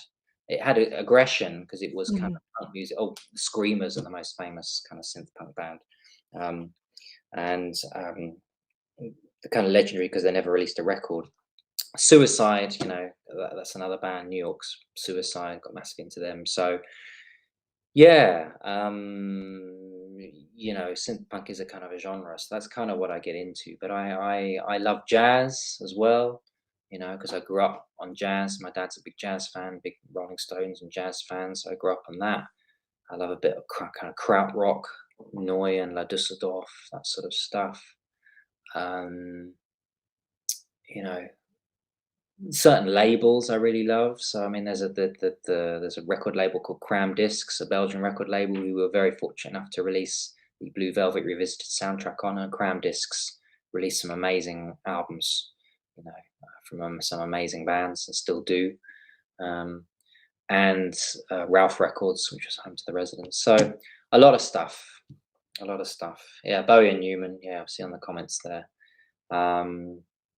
Being Born, and so I'm trying to look at some of the my very first single I bought was Longhead Lover from Liverpool. How embarrassing! Oh That's quite God. embarrassing. Everyone, Do you know what? If I were you, Walt, I just would keep that to myself. You've just lost your street cred. What was yours? What was your first single? My first single that I distinctly remember being mine was "If I Was" by Midure, Oh yeah, and my nana bought me it in the local Asda, and it would be 85. I'd be 4, but I already loved Ultravox and yeah, Midure before that, yeah, you know. But that yeah. was my It's first, great. and I found the 7-inch single recently, and I'd obviously, being a kid, had cut round you know how the Yeah, obviously the disc's round and the agreed. paper's square, right? And I've tried to like cut round the same shape as the as the disc, for it to The match, but whole thing. So did it not just fall out? exactly, that's exactly it. Um, I was 4. I love that. That's very cool. I wonder what the thinking behind that was. I don't I never did stuff like that. I don't know, but I made up I for it. sometimes put inner sleeves on my wall and stuff I like that. made up for it. I've got a 12-inch version here, so it's Yes, all good. that's cool. That's cool. Uh, I wanted to y- ask you a quick. I know you know how I'm like. I don't have formal questions. These things just, migrate, and someone else has asked you a question in the comments. But I wanted to ask you something that I hadn't asked you when we had our chat before. yeah, The name Cult with No Name. Now, for people who are familiar with the New Romantics, would know that that was something the New Romantics had been labelled with before they were called New Romantics. mm, When the music press were trying to label a group of people as something, there were the Blitz Kids, there were the New Romantics, there were the Cult with No Name. And I wanted to ask you, like, is that the reasoning behind the name Cult with No Name, or where did that yeah. come It's from? funny, when you do. That's a question we get asked a lot, actually. And I never asked it Origin of the name. because I'm not That's fine. predictable. I don't know. And just to acknowledge other comments, Suicide, fantastic. And Ronaldo and the Loaf, Alyssa's reminded me, another ridiculously obscure band that I love, Ronaldo and the Loaf. But anyway, yeah, Cult and a Name. So there's three reasons why I chose the band Cult and a Name. Firstly, Gary Newman, always said that he chose the band Tubeway Army obviously, pre Gary Newman, because as a punk band name, because all the punk bands were called the something, the Damned, Mhm, the Clash, the Stranglers, the Adverts, the whatever, and he's right, of course. I thought that's very interesting. mhm, When we were forming, there was this massive resurgence of bands called the Delays, the Zootons, the Hives, the White Stripes, the Strokes. It was just endless. And although we musically, even at that stage, we knew we had nothing in common with these bands, it's a bit dull to call yourself the something. Although mhm. some people do call us the Cult with No Name, but whatever. It's actually Cult with No Name. And then, secondly, I was reading a book which is called "Join Me" by Danny Wallace, Mhm, who is a sort of journalist, writer, comedian type mhm. I guy. know 'em. You know him, yeah? Yeah. And he did this book called Join Me, and what it was, it's a story of he put an advert in a newspaper that just said, "Join me," and then just had, like, a PO box number. And then people would write to him, and he's like, "I'm in," you know? And it's the story of this, and it grew, and actually they ended up doing random acts of kindness and things like this. But effectively, it was a cult with no name. He just created a group out of nothing. And so I was literally reading that book, and I thought, oh, that's quite interesting. And then the third thing is the thing you've referenced about how the New Romantics were called the cult with no name. Mhm. And I thought it's just a tongue-in-cheek nod to that because of our influences, which sometimes come through more than others for some songs. But so that's the reason why we chose the name Cult with no name. It Do just seems like such a perfect name for a band. you think? I do. That's very But then kind. that's maybe knowing the back history of, that, particular thing with the whole New Romantic thing. Not everybody's necessarily gonna know that. All us New Yeah. Romantic geeky people do, or assume Yeah. to geeky people do. Yeah, we're not But trying to I test you. but But I interestingly, thought I should ask, is that the reason or is it something completely different? And actually it turns out it's not just that. it's not just that. But interesting, and I don't think we sound. Obviously, we've got those early '80s influence. Wouldn't say we sound particularly new romantic-y or No, not new, at all. That's uh, why I wondered. but our first album, Paper Wraps Rock, which is an album we sort of have a bit of a love-hate relationship with. Certainly the most acoustic. If you like our acoustic numbers and you like the Mhm. piano stuff, then that you'll like that album. But my singing is a little bit ropey, to say the least. One of the reviews for that, one of the lines, that's one of the first sort of quotes about us was, as if the New Romantics had been abducted by the Rat Pack. And I like that one. I got that one. I like that one. Mm, Held at gunpoint by Steve Strange. held Held at hostage. gunpoint by some Frank Sinatra. So, Tony Bennett. So I like that one. So I thought that's an interesting way. So maybe we are kind of But you all, do have that kinda classic crooner kinda, thing yeah. in your voice. I know that, I said to you before there's a kind of Brian Ferry feel there, but there is a kinda classic crooner sorta vibe. It's It's hard to explain what I'm trying to uh, say. I understand, and it's Yeah. purely accidental because Mhm. I, d- what I've learned to do is just learn that what I can do well, I like a lot of, I mean, I talked about synth pop music and The Residents, if you know. I like some very weird avant-garde heavy music, actually. It'd be quite, even Throbbing Gristle and that sort of stuff, Mhm. I'm into all of that. But I can't do that, I don't have the voice or the temperament, neither does John, to make aggressive music, Mhm. even if we like listen to some of it. So you've got to do what you do well. And I like a broad range of music. I mean, obviously Scott Walker. We'll have to talk about Scott Walker as well. And actually, I didn't Mhm. know who Scott Walker was when we started. And then Frank, if you know Frankie D, Frank Drake, who's a promoter in Glasgow, who promotes a lot of the kind of sort of electro scene. Mhm. He said, "Oh, you sound like Scott Walker." I was like, "Who's that?" And which is embarrassing to say, but this was Mhm. 15 years ago, at least Mhm. more than that. And then, yeah, of course, and then I realized the croonerish bit for my voice, and part of that is the fact that and this is not, I'm being genuine here. I don't have a very broad range, and I can't hold a note for very long. I can't actually. I'm one of those people. I had asthma as a child. I can't hold my breath for very long. Neither can Brian Ferry. He's the way he sings. He does. It's very sort of half spoken, Mm. and that's probably why I get some of those comparisons. And I've just learned to you learn what your limits are, and I love crooners. That's great, and that's kind of what we do. And I guess the songs they turn out that way. And I guess John, through his playing as well, it being a piano, you know, it's gonna people are gonna associate a little bit with sort of crooner and It's croonerish. very classy. That's the word I'm gonna use. It's Yeah, classy. yeah, and Negative Land as well. Yeah, no, I just put another comment. Another band that I love, Negative Land. I talked about the other day. Fantastic band, but yeah. So it's classy, I guess. And then the Mhm. image. We didn't the first few years. We didn't. We just wore whatever on stage, and then I think it was John's idea. Should we wear suits on stage? I was like, yeah, okay.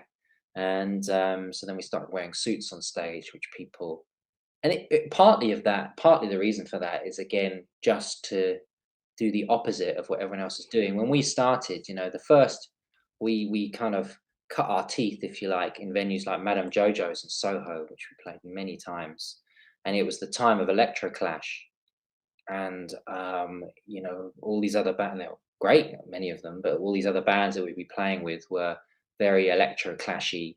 And here's us, like what this song doesn't got any drums in it. What are you doing? We had a lot of that. Mhm. People just a lot of the frustrations of always being put first on the bill because we had a couple of songs that didn't have drums in or something ridiculous like that, or being quieter, just because Mhm. we weren't jumping up and down. And so, we always tried to do the opposite. More recently, again, rightly or wrongly, and it's not denigrating anyone at all. It's just a fact. When we played a few electronic festivals, every band is and the promoter as well. It's like, oh, send us your visuals before the night, what you want, your projections. And I'm like, I haven't got any projections, and that's because every other band has got projections, and some of them doing amazingly. They do amazing stuff, but it's Mhm. purely, and it's my pig-headedness, possibly stubbornness, just to say, well, look, every band's doing that. I also By think not it doing that, actually detracts from the band themselves as well. It's a yeah, distraction. yeah, and Mhm. by not doing that, you're at least standing out. I used to do some really kind of uh, I used to, there's a bit of humor in Colton and Name, and I hope people catch that, the dry humor. And so some of that comes across on stage. I remember doing various things like I had, I, rem- I remember once we did a gig with, a couple of times I did this, and I had a little remote control car that I hid under the stage. And in the remote control truck car, we had some flyers, some Colton and Name postcards. And during one of Johnny's long solos, I would suddenly, this remote control car would come out from under the stage, and I would like get it to drive and hit someone's feet, and then they would pick up one of the flyers, that kind of stuff. Mhm. Just things like, performing barefoot for no apparent reason, and like, and it's purely because people will remember those sorts of things. I remember Mhm. that band, the singer, he did that thing with that remote control car, putting a mask on. I did I did, I can't remember which round it was. We did a gig where the last song, for no reason, I put on a Mick Jagger. Was it Mick Jagger mask, and sang the last song in a Mick Jagger mask? And afterwards, I had people asking me, "Why did you put on a Richard Nixon mask?" Richard Nixon. No, it wasn't very good, Mick Jagger. Uh, that That's reminds me of that hilarious. joke about Mick Jagger, doesn't it? Do you know that joke? But anyway, yeah. So I remember performing with a Mick Jagger mask on once, and just wandering out into the audience and doing that kind of stuff. But I don't see so much of that anymore because it's a bit annoying. But I do like a bit of humour and a bit unexpected, a bit of performance, with a bit of theatricality. I think is very important. Mhm. Because a lot of those bands in the early 80s and the New Romantics, if you want to refer to them, had that theatricality. I think it's great to bring it back. Just on Mick Jagger, I still love that joke about, there's two jokes about that. My dad says, Keith Richards, he says he'll never reach the age he looks, which I like that. I like that Mhm. joke. But also Mick Jagger, George Melly, the jazz singer, he once said, he once met Mick Jagger and he said, God, isn't your face wrinkly? And Mick Jagger goes, "They're laughter lines," like that. And then George Melly goes, "Nothing's that funny." I like That's that. funny. I like that. I agree, So, James. Suits are very Ultravox. I was about to say the same thing. yeah, Yeah. I think the suits are perfect. Very Ultravox, very Yeah. cool.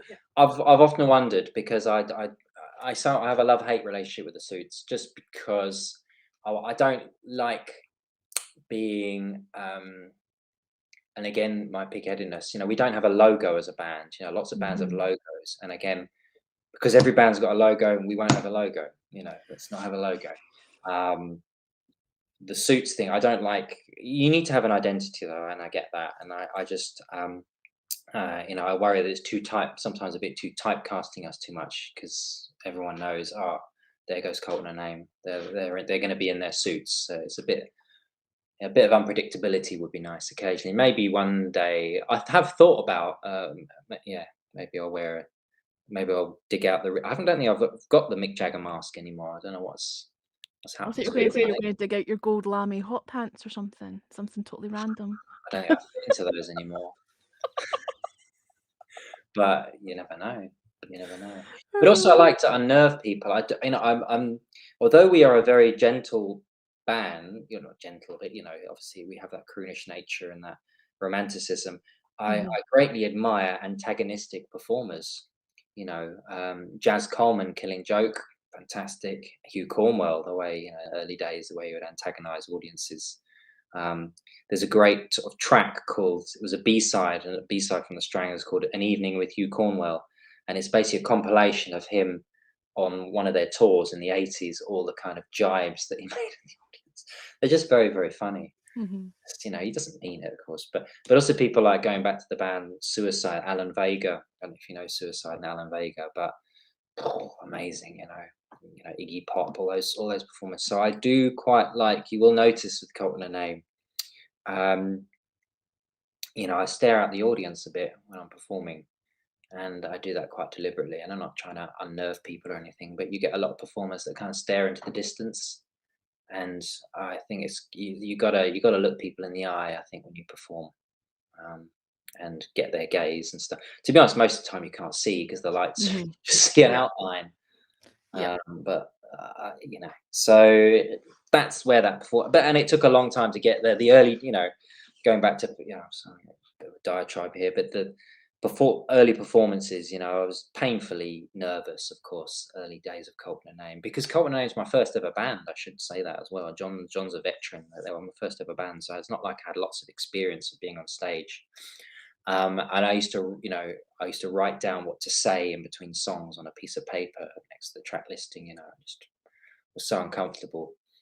But you learn not that you learn to do it. You learn what suits you, and what you're comfortable with. You learn to be comfortable. It's not that you learn to be other people. You're also not alone in that. Most frontmen are actually quite nervous, almost shy in real life as well. That's quite a common, like, that's a common thing to I be think so. I'm nervous. not shy though. No, you're quite Shy. chatty, you're talkative, but, a lot of frontmen aren't. It's a weird, it's like a different, it's like almost like a two, like two personalities. Yeah, I think, yeah, maybe. You got to act.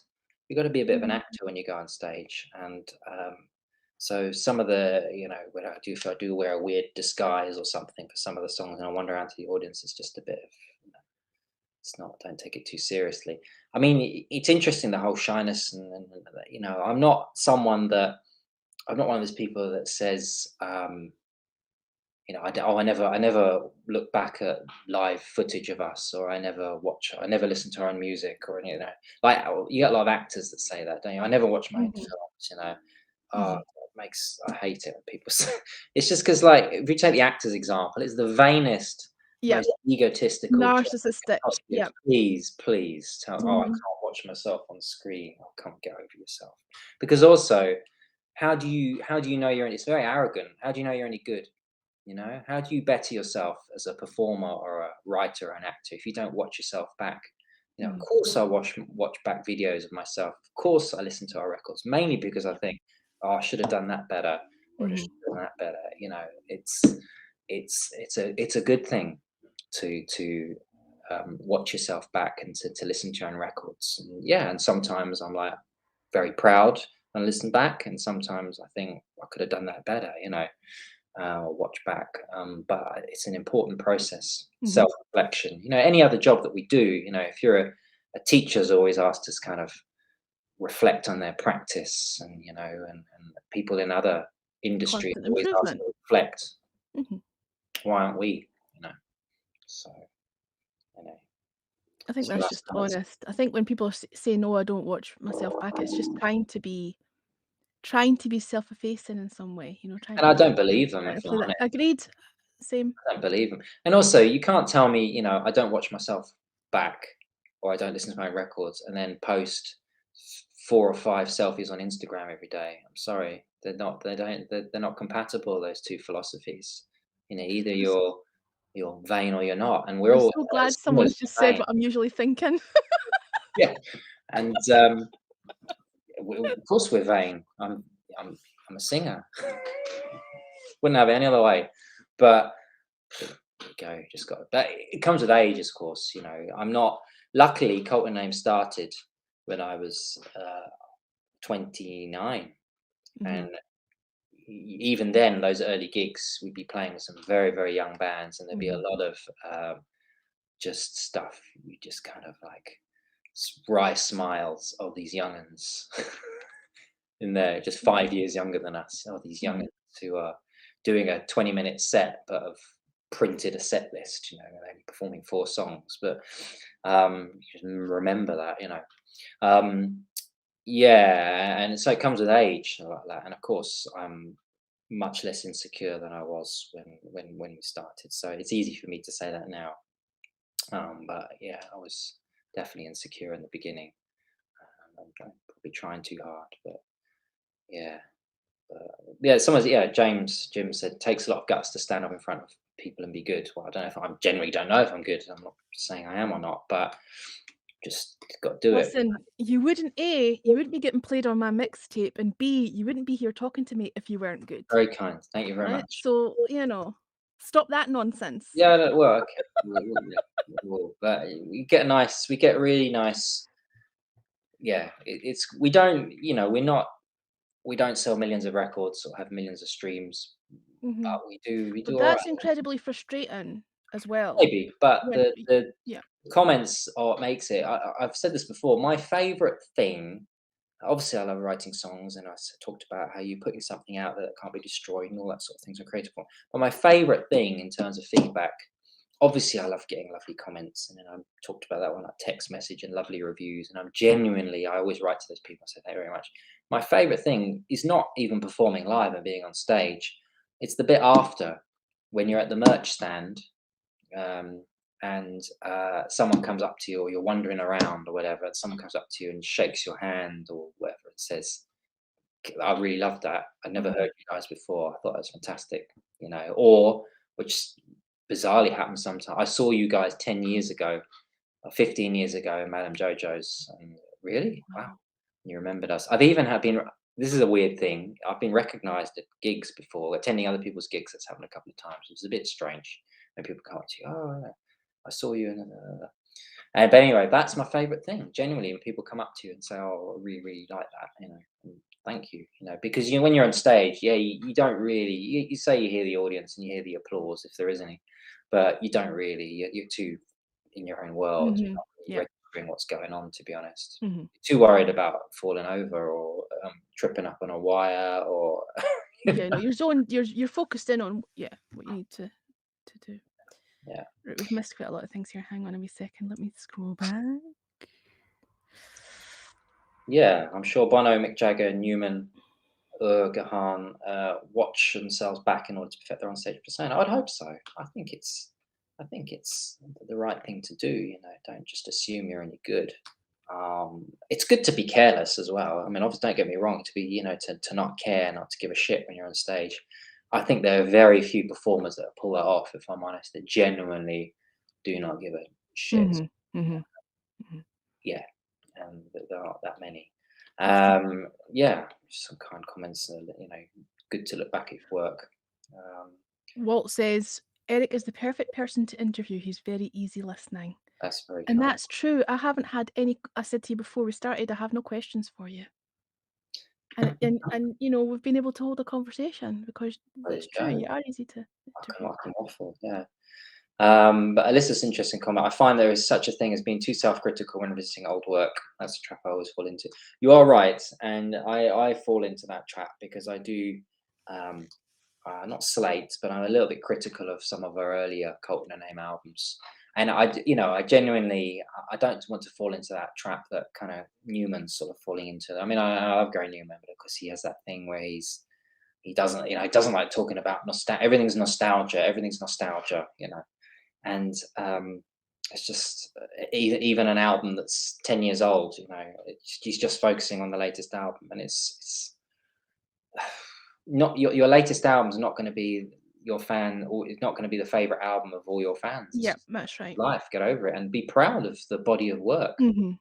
Even the albums you don't like so much, be proud of that body of work. And I am proud of those early albums. I really am. And actually, our second album, uh, called "Careful What You Wish For," is one of our second best-selling album, I think, because there's a track on there. There's an instrumental track, which is really, really popular.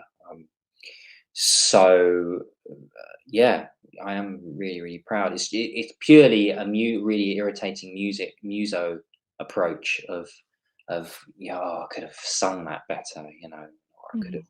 produced that a bit better, which most people don't really care about because at the ultimate day, at the end of the day, it's the feel of the song, isn't it, and what it means to them, and at what point in their life or whatever it's arrived. Um, yeah. I love when you get to meet the band. I'm always starstruck. Yeah, well, it's true. I don't think people else get starstruck with me. I'm not. I'm the opposite. I'm not one of those people that gets starstruck. I'm just like, yeah, hiya, whatever. It's it's good. I think I'd say I'm pretty much similar, but I Yeah. have to put the effort in to try and do that. You know, I'm inside. I'm thinking, I know. I've met quite a Yes, few of my it's a heroes. weird. We've uh, worked with a couple, Yeah, but yeah, they're normal people at the end of the day. exactly. I think they almost actually. I mean, I'm the same. I've been so fortunate to meet so many people that I would consider to be heroes, and I think they actually appreciate that thing of just being spoken to like a normal person. Like I think I don't know. I think you're almost respected more for not fawning over them. Mm.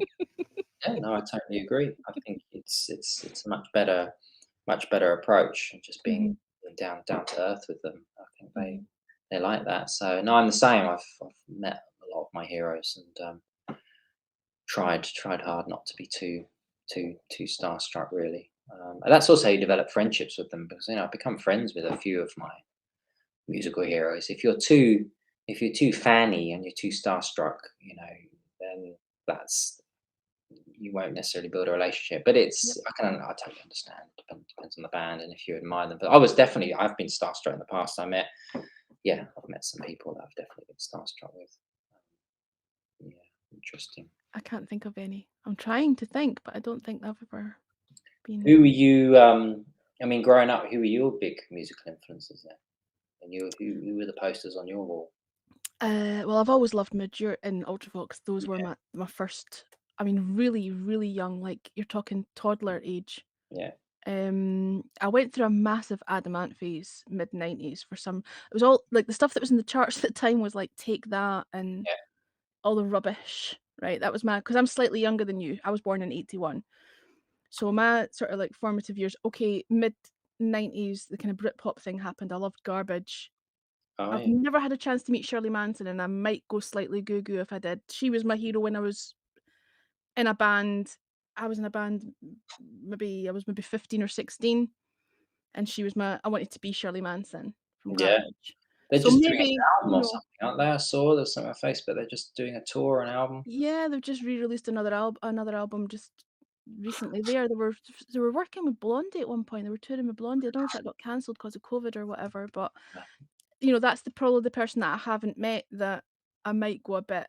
But then again, like I've always been fine with Midge, so and he's always been my musical hero. So Mm, yeah, I don't know. yeah, no, fair enough. I just don't have that thing of I don't know. But I he don't know seems how to quite. I think it also depends on the person in terms of. Midge seems a very down to earth guy. Yes, yes. I think that's a thing is who the person that you're meeting. I mean, I haven't encountered anybody that's been horrid in any way, but I've witnessed it with other people.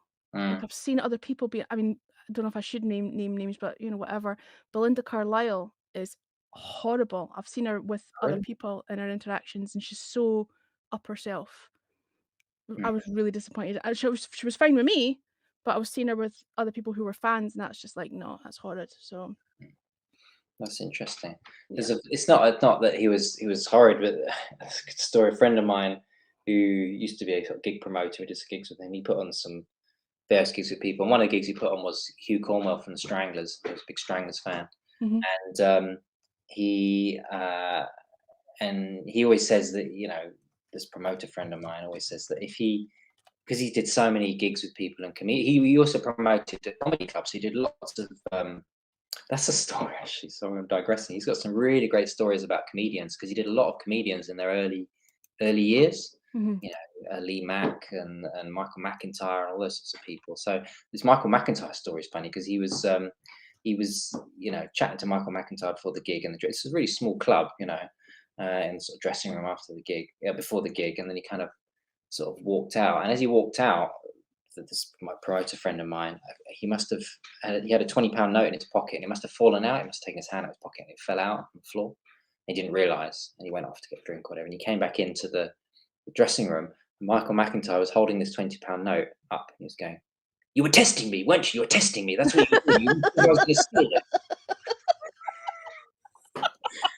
I thought it was really funny. Anyway, That was the Michael McIntyre That tour. sounds like the sort of thing Michael It does, doesn't it? McIntyre would do. And then he drove Lee. He had to drive Lee Mack to Gatwick Airport at 3 in the morning or something because he lost his house keys. Or there was another story. He's got loads of stories, but anyway. But Hugh Cornwell, he always says he met so many people, and people often come to him. Oh, do you remember? You know, I came to that gig you promoted, and blah blah. And if he doesn't remember them, he will say like, "Oh yeah, haven't you lost weight? You've lost weight, haven't you?" So you do that, and then That's go-to he thing. put on a gig with Hugh Cornwell years and years and years ago, an acoustic gig. I think he did a couple even, and then 10 years whatever went by, and he was in the States on holiday. This friend of mine, and just randomly, I think it was in New York or something, and I think he walked past a club. I think the story goes he walked past a club, and he saw that Hugh Cornwell from the Stranglers was playing that night. And he thought, that's mad. That's immense. How random is that? I didn't know that. So he went along to the gig because he was a big Stranglers fan, the rest of it. And after the gig at the merchandise desk, went up to Hugh and said, "Oh, Hugh, so great to meet. I don't know if you're, I won't say his name. I did promoted a couple of gigs for you, 10 years ago at this and this venue, and I don't know if you remember. And we went out for a curry afterwards, and such and such and such." And he goes, "Oh yeah, have you lost weight?" 'Cause that's funny. Good, isn't it? I That mean, you is can really see that funny. punchline coming, but That is funny.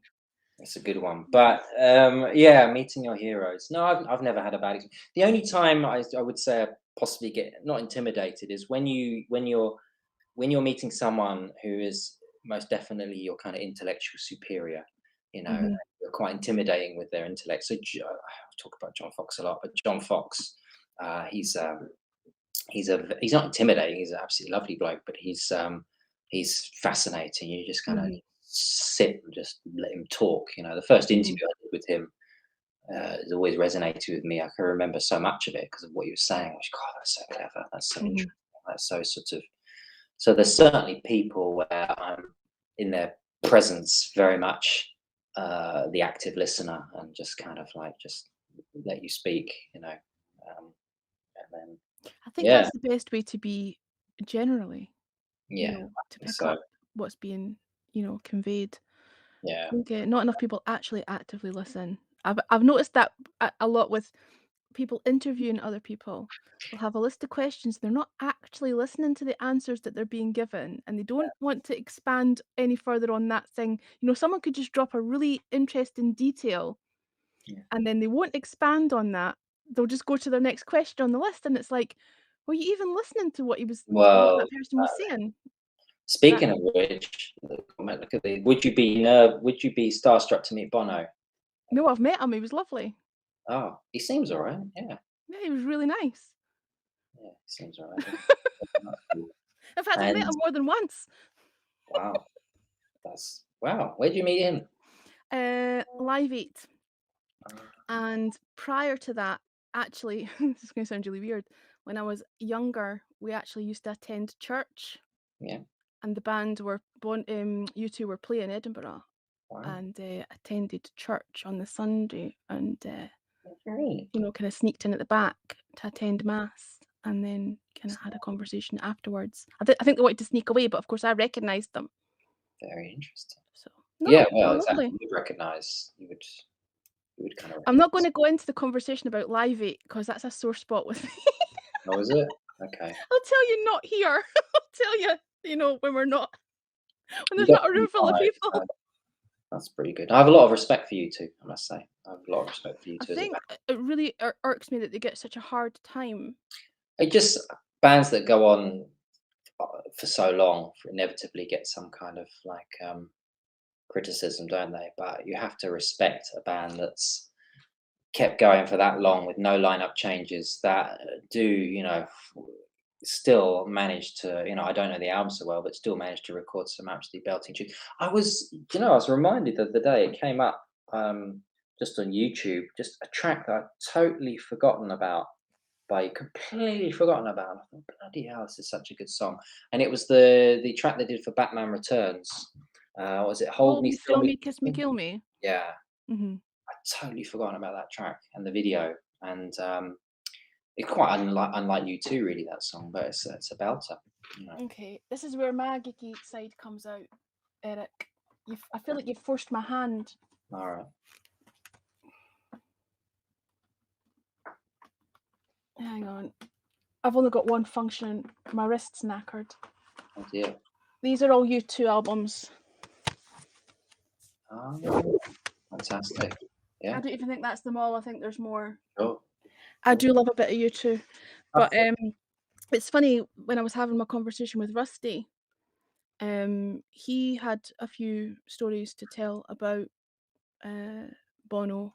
Really interesting. He apparently they helped him out big time when he was going through hard times. Okay. That's interesting. Someone who actually has a friendship with, like I say, Bono gets such a hard time. I think it's because he's made money, right?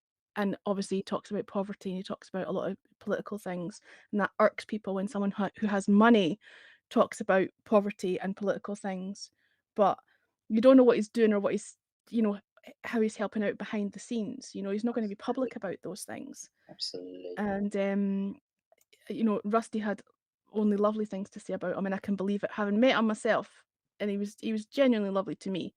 Yeah. You know, I don't and doubt it. aside from anything else, his vocal range, Mm. he's got some lungs. Yeah, He can sing. yeah. No, it's good. I'm scrolling back. Sorry, guys. We are reading your comments. We Honest, I are. promise. We saw the Adamant comment as well. Yeah. So yeah, Well, Adamant. I was the same. I met him in '95 as well, because he released the Wonderful album. So that'd been about the same time he was doing these little acoustic tours around the UK, and he was so bombarded with people. He was lovely when I met him, but there were so many people. It was actually Marco that I stood and had a lengthy conversation with, and he Okay. was lovely as well. Everybody just ignored Marco. He was standing there having a cup of tea, and he was telling me how crap his cup of tea was, and everybody was swamping around Adamant, and I Mm. just stood and had this sort of 20-minute conversation with Marco Peroni. He was lovely. Shame they've really fallen out, haven't they? Yeah, they've massively fallen out. A friend of mine went to get there's a book about Adam and the Ants, I think, and he got Adamant to sign it, and then he went to something that Marco Peroni was at, and he asked Marco Peroni to sign the book. Marco Peroni opened the book and saw that Adamant had already signed it, and just gave him the book back. Yeah, Wow, and yeah, I don't know what went that's harsh. on. It is harsh. I don't know what went on, but I don't know either, but I feel like I need to know now. I do have a story about Adamant as well, which is I've got a few stories. I could tell my story about how I made Gary Newman very angry once as well. But Well, like I say, that we've got time. we have, but the Adamant story, yeah, okay, we'll tell it, but I can't name names. So a friend of mine was was within Adamant's management team for a while, and this is the time when Adam obviously has his phases when he's really fantastic and lucid, and other phases where he's not doing so well. But Mhm. he it was a female friend of mine, and there's a few stories, but one of the things, it was her birthday, and she came back from a sort of birthday lunch or whatever, and came to the office, and Adam was there, and he had this kind of bag with him as well, and he was like, "Oh, where you been? Where you been?" She goes, "Oh, I just went for lunch. It's my birthday today." He goes, "Oh, is it your birthday?" And yeah, he genuinely didn't know. She said, "Yeah, yeah," and he goes, "This is for you." Just handed Handed her her the bag. the bag that he had, and it was like some really inappropriate, like, outfit that he'd obviously bought for his girlfriend, or for his latest squeeze. And yeah, I think he just felt so sort of on the spot. He just felt, "Oh, this is for you." It plainly wasn't. But anyway, that's very sweet of him. Yeah, I suppose. Here, have some bondage gear. Yeah, yeah, this is for you. A pair of lederhosen and um, I hope they were the right size. well, exactly, because that's the other thing. It wasn't anywhere near a size or whatever. But Oh, that's he, so funny. I have met him briefly. He comes across as a lovely guy, and Mhm. what amazing records, right? Kings of the Wild Frontier, what incredible album. Um, Absolutely. and the other thing about it, this is a really random thing. This is what these rambling conversations do to you. Uh, I have for years, literally years, tried to find. If people know the song "Room at the Top," I don't Mhm. know, remember Mhm. which was a great single. In the video for "Room at the Top," Adamant has got a microphone stand that's on a pivot, Yep. and he swings it Swings about, it. Yep. yeah, and plays with Mhm. it. I have tried for years to find that kind of microphone stand. I cannot find it. It's like Um, weighted in some way. There's like some Weighted in kind of some way. I've weights or even something. tried to Yeah. construct one because I think that for Colton and I'd quite like that. I'd quite like a microphone fan stand that's on a pivot so that you can just like swing Have you it. thought about messaging him on Instagram and asking him where he got his mic stand from? Well, maybe I don't think you're, but yeah, 30 years ago. Um, He would remember. I have genuinely spent hours trying to search for this thing. The closest I've got are microphones that are on pivots, but they're screwed to the floor, Mhm. which you get in old rock and roll studios. I think even Sam Phillips, and Sun Studios had that kind of old rock and roll microphone. Mhm. I don't know where he got that from, that microphone Now I've stand. got that song in my head. Thanks. Ah, there you go, Room at the Top. Mhm. Great song. And if people want to go on Dragon's Den, I think there's a niche for that kind of microphone stand because it's Microphone completely stand. unique. You know, um, I'm trying and to think. if No, anyone knows where to get one, I Room would at the love Top would have been sort of early 90s, right? Was he's going through his 1990, I think. yeah 1990? He was doing his acting thing in the States round about then, or he had just come back from doing that. Yeah. Had just found an old episode of The Equalizer the other day with him in it. Oh yeah, that's right, It's wasn't it? so cheesy. I loved The Equalizer as a kid, and then found this thing, and I thought, is that what the episodes were like? I don't remember them being cheesy. Yeah, yeah. It Well, was so wooden. But I'm wondering if it's an American stand. Like, I wonder if it's something you would get in the States. possibly, but you would have thought through Google you'd find it. Honestly, I mean, I haven't looked in the last couple of years, but yeah, I'm glad that people remember that. Right, Look, people, look this at is the your video mission. after this Should video you, after this should you, video, Room at the Top, and you'll see should, what I mean. And you yeah, think should that's you choose to accept it? This is your mission. We're all this going to try and commission, find this please. microphone stand. Honestly, there's commission involved. I will. I I'm will. gonna go, I'm gonna come off here and I'm instantly going to message Adamant's Instagram account, and obviously it won't be him that'll be managing it. It'll be someone who'll be dealing with his Yeah. social media or whatever. I'm gonna Can ask I the have my question. lederhosen back?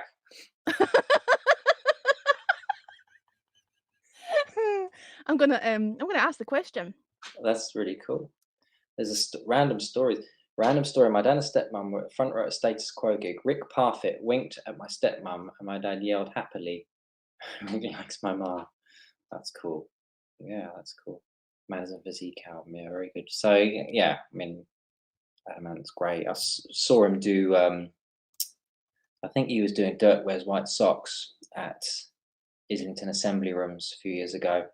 Um, Brilliant. The other Adamant story I should add is that we, in terms of guests, Colton and name guests, someone else who we're chummy with is and has played in our records is John Ellis, who was um, in a band called Bazooka Joe Mhm.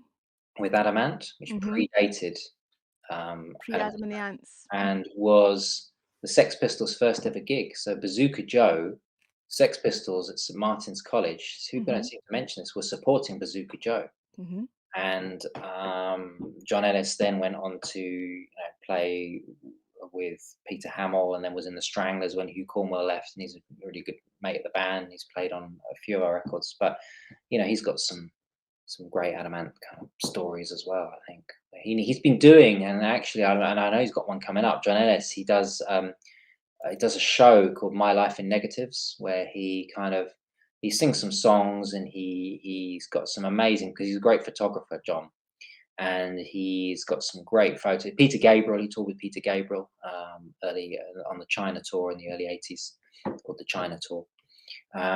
He's worked with some amazing people. He's got some great photos. So he does these evenings called My Life in Negatives, where he talks about all those great people that he's worked with. And I really recommend going along to one of those. He's got one coming up. Have a look on Facebook. Cool. Yeah. See you, Walt. Thanks for popping in. Have a great rest Yeah. of your Thank night. you, Walt. For the conference. Um, I don't know if I've missed anything. Sorry, folks. I'm a bit slow on the old comments, but I think we've covered them all. Yeah. Yeah. Eric's pretty on it. Yeah. No, it's not.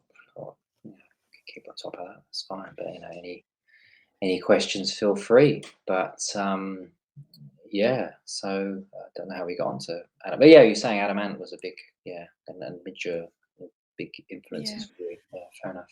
Yep.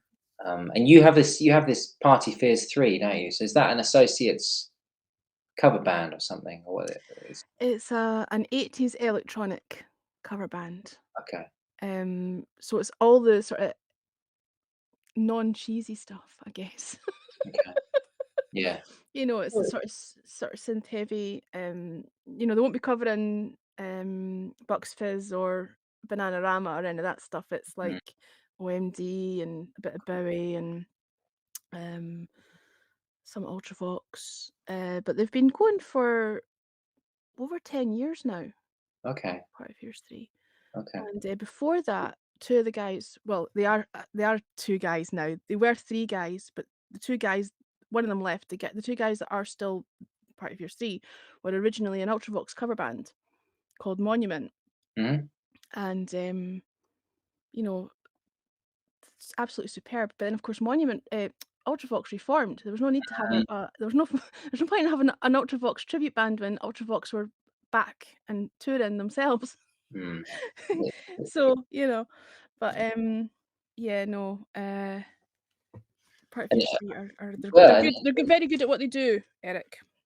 sometimes the tribute bands can be better than the, you know, the originals. I mean, with the Stranglers we mentioned a lot. Very sadly, Dave Greenfield, the keyboard player in the Stranglers, died of COVID last year, and they're going ahead and doing a final tour, which was already scheduled. It's been pushed back because of COVID. And the Mhm. keyboard player, I believe, I don't think it's been formally announced, but the keyboard player they've got to replace Dave, who is kind of irreplaceable, I think was a keyboard player in a Stranglers tribute band. And I guess they figured that, well, he Probably. knows all the He'll know parts. the stuff inside out. Yeah, Absolutely. that's stuff Yep. inside out, right? Mhm. Definitely. So makes sense really. Mhm. You know, They're super, super talented guys, but obviously things are quiet with the whole, that they had one gig announced for Party in the Palace, and then that was cancelled. mm, And especially up here, Scotland's been much slower in opening things up. yeah. So, there's no I'm point. embarrassed to say we were offered a couple of Scottish gigs and I had to turn it down. So just because the timing wasn't quite right, it was mid-September. It was only the other day. He was supporting the guy from Chameleons. The Chameleons, the singer. It was one concert in Edinburgh, one concert in Glasgow, Got you. and we were offered the support, but I can't get stuff together for it just yet. But What was we the what was the really, ve- what really was want to play Glasgow and Edinburgh. I've what got was the lots. venue in Edinburgh? Well, both of them, but what was the venue in Edinburgh that they're playing? I'll have to look at my phone. I have to remind It's just myself. we have lost so many live music venues, Eric, Yeah, sure. all in quick succession as well. We lost about half a dozen or more in the space of maybe a year, 2 years, because what happens is people buy Voodoo Rooms. Voodoo Rooms is a good venue. Yeah. People buy properties next to these venues and then complain about the noise. And the Edinburgh Council just closed the venues down. They just don't give them their license. It's ridiculous. Yeah, yeah. It's a real sore spot. Glasgow's got a much more thriving music scene. Okay. Well, Glasgow, the venue's called Audio, which is not. It's pretty nondescript Don't know it. for a music venue. But I see Nigel knows of it. I guess Nigel's going to the Voodoo Room. So, yeah, I do apologize. I would dearly love to have done 17th of September Glasgow, 18th of September Edinburgh. Mark Burgess from the Chameleons. But yeah, yeah. Well, there's always next year. Well, yeah, because we've been painfully. One of the really nice things that's happened is that I haven't looked in detail at it, but there's been a U-turn in terms of the B word that we mentioned earlier. They Mhm. were going to be introducing visas for touring musicians from the UK, visa system. But an interesting thing for a band like Cult with a Name, and we were actually interviewed for Chinese state TV about this, of all things, is that I have a German passport, so I'm all right. But John has a British passport, so he can't. So that I think is probably why they chose us. So Mhm. kind of split the band split by Brexit. They did this whole kind of feature on us, but apparently that's been reversed now. So musicians in the UK can tour visa free because it looked absolutely ridiculous. That's The setup. interesting. Mhm. Yeah, no, it was just gonna make it, you know, just non-viable. Totally. Yeah. Mhm. There were clauses like Yep. each you had to apply for an individual visa in each individual country. Mhm. So obviously the timescales, the costs is going to vary. If you're driving the bus, the lorry, whatever, with all the gear and equipment, you could only go to a certain number of consecutive countries before you had to come back to the UK, like 3 countries, I think, and then you Yep. had to come back to UK. So you Mhm. could never do a tour that would be for more than 3 European And countries. then there was a whole issue with merch as well. You couldn't take your merch with you, you know, on the tour because it would be import some kind of Import tax or duty. something. You'd have to send it on in advance and all this kind of nonsense. Yes, I'd Yeah, heard that. yeah, Yeah, I heard yeah, that as well. yeah. So, I mean, and some of our best, I wouldn't say some of our best, probably our best gigs have been in Europe, Mhm, supporting Tuxedo Moon. We support, there's a artist called Anne Clark. We always supported her a mhm. few times. So we really dearly, dearly want to go back to Europe. We've got a quite bigger, biggish following in some of those Well, a countries. lot of the electronic bands, and obviously I don't necessarily want to put you in an electronic band, you know, genre, but you know that the fan base is mostly European. It is, and also, Yeah. and this is not to denigrate London, but doing gigs in London is hard work. Mhm, If you're playing a small provincial town in Europe, you are the thing that night. You are the main event in terms of music wise. So people will come even if they've never heard of you. There's a mhm, real thriving music scene. They're really delighted to have you there. Also, the way you're treated in terms. I remember when we first played Berlin. We booked a hotel, this cheap hotel. We turned up at the venue, and we're given a guided tour of the venue. And this is where your dinner will be served at 6 o'clock. And here is here is all the backstage arrangements, right? And here are your efficiency. rooms. Here are your rooms that you're staying in above the Mhm, club. We're like, what? What rooms? We booked a hotel. Oh, no, no, no. We have accommodation for the artists, free accommodation. Of course, by then it was too late to cancel the hotel. mhm. And then we played that same venue a couple of years later, and by that stage they got rid of the accommodation. We said, "Oh, can we stay in the venue?" "Oh, we no longer have the rooms." Probably because so many bands from Britain or Mhm. whatever had booked a hotel. Hotel, yeah, That's the way it works. Yeah, but yeah. yeah. Anyway, I don't know what we've missed. Sorry, we got into a that's wee. kind of it, really. You know, You're waiting for a friend or four to be rescheduled. yeah, yeah. Hey, yeah, don't move to a place. Yeah, no, the whole thing. Edinburgh is such a small city, but you're right. Don't move to a property next to a venue and then complain about the noise from the venue. You're right, Sean. It's ridiculous. I mean, So for a city that hosts the world's largest arts festival and has done for the past 70 plus years, mm, to not have a thriving music scenes is bizarre. You yeah, know, we the whole city becomes festival town for the entire month of August, and then for the rest of the I year, yeah. it's so strange. It is strange. Yeah, we did music for we did music for a couple of shows at the Edinburgh Fringe Festival many years ago as well. But yeah, we do want to come up to Scotland. That's definitely a You place absolutely must. And if there's anything I can do to facilitate that, that would yeah, be really sure. helpful. Yeah, I've got to get to Frank about that. We've talked about. I mean, one person we've sort of connected with. We support the last gig we played actually before COVID hit was supporting Rose McDowell of Strawberry Switchblade, once Mhm. Strawberry Switchblade, and then went into other bands like Current 93 and Sorrow, and very much involved in more sort of goth kind of folky kind of scene. And we supported her, and she absolutely loved us. And kind of we exchanged messages and stuff, and she's been very very kind to us, Rose McDowell, and it's possible she'll be doing some Scottish gigs, and maybe we can tag along to those. That might be an option. So we'll see. That would be good. But yeah, and this is comment. Yeah, that's right. This that. Because of Brexit, they were going to impose some restrictions on touring, but now that's better. I mean, British band or any band trying to tour the US, that's another story as well. That can be quite interesting. Mhm. It's quite difficult to set that up. For But, sure. yeah.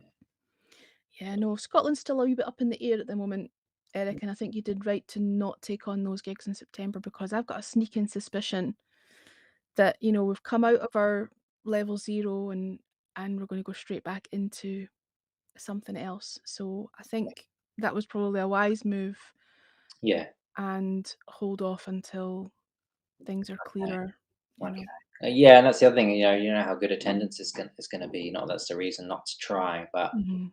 it's I feel really sorry for. I've done a bit of gig promotion in the past. Never again. um, and yeah, it's a thankless task actually. I respect anyone that does it or does it well. Mhm. It's It's not easy. true. Um, I think, yeah, but I mm, think, and I don't know how you feel, and I don't know how much more time you have, but I no, I think we should play. I've got one more video from your new album. okay. All those things I admire. All those things I admire. Yeah. Okay. That's So maybe I that's think we should play that. I'm going to stick the kettle on and have a cup of tea regardless. yeah. And if you've got more to say, then fantastic. And if you want to, I bang think out, no, I think it's a time. I think it's a good point to wrap up, and okay. we can sort of play out with this, can't we? And firstly, obviously, thanks everyone for all the comments and Thank you all for popping in. all the rest of it. I really appreciate it, and I really hope you like the album, and hope to see some of you at gigs and things. Um, yeah, all those things I admire, which is the opening track on the album. So this Hmm. story behind this track is there's not a lot to say about it really in terms of just lyrically, it's just about it's a sort of sneaking suspicion that I've always had that if you meet someone who you don't like, and there's not many people like that, I've got to be honest, but the things you don't like about certain people are the things that remind you of your own worst traits. That's So true. sometimes you see yourself, when you like take a certain dislike to someone, you're kind of like on reflection, that's actually because the bad things that are being presented to me about them are kind of my worst faults. And so that's what all those things I admire is about, and that's why it's got those lyrics. What was it? Yeah, yeah. I know you're disloyal because I saw you. I know you're disloyal. I saw you walking away. I know you're greedy because you've taken the lot. I know that I'm greedy because you've taken the lot. So it's if you listen to the lyrics, it's pretty Hmm. obvious that it's about that. But that's where that song came from. So it's the opening song. Some great stuff from Kelly on there, and yeah, I hope people like it. I mean, the videos. Just to say about the videos, and you notice that with the Automatic Day, we don't have that many formal promos. But one thing we do, and if you sort of subscribe to our YouTube channel, we do this a lot, is we use old footage from B movies and classic cinema, um, and we kind of put those to our tracks, and that's partly to have a presence on YouTube, to make sure those songs have a presence on YouTube, Hmm. because Yep. 70% of people that go onto YouTube do it to listen to music. I know I do, and so it's that. But it's become a bit of a thing, and if you go through our YouTube channel, you'll see some really quite nice, really weird B movie stuff. But this video is a Fellini film called, as John did the video, Nine and a Half, I think it's called. It's an old Fellini film that John has used the footage from, and it's got a bit of quite a romantic feel, I guess. Gives it the song a bit of a romantic feel. But thanks very much for the lovely comments, and yeah, and like Carnival of Souls, yeah, good comment. So one of the example, there's a Needle and Thread from the last album. We did a video for that using Hmm. an old kind of classic cult B movie called Carnival of Souls. That's a particularly good one, actually. But yeah, that's you'll see a lot of that on our YouTube channel. So this is all those things I admire, and thanks to you, Helen, for setting this up. It's been an Not at absolute all. pleasure. Thank you so much for coming in and keeping me company for a few hours. I want to just, before we do wrap up, say thank you to everybody in the comments. Alyssa, Beat My Guest, James, Julia, all over on YouTube and Facebook, because obviously we can't reply in the chitty chat. Thank you all for your comments and for your lovely words. It hasn't felt like an interview, it's just felt like a chinwag over a cuppa, which is what That's it was meant to be. That's right. See you all soon See you somewhere. guys. This is All Those Things I Admire.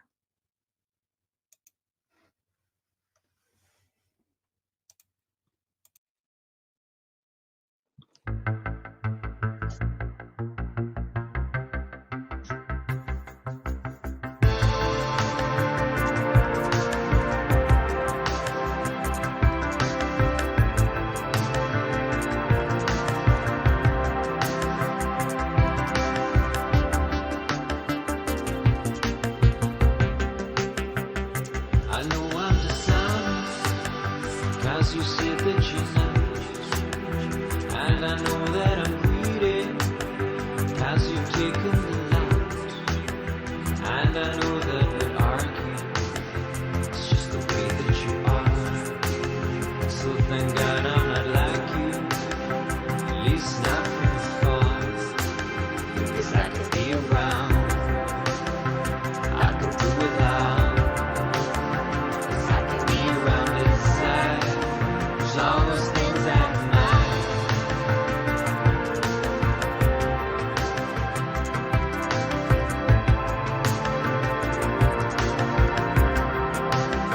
All those things I admire.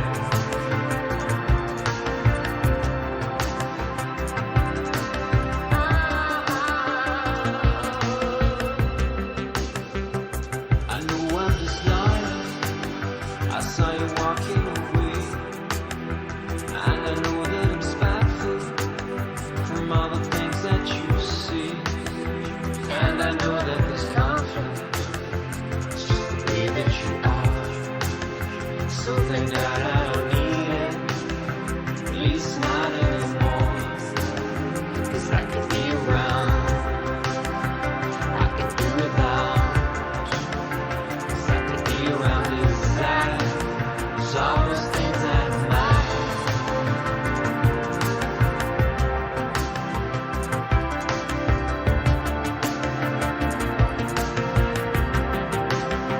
All those things I admire.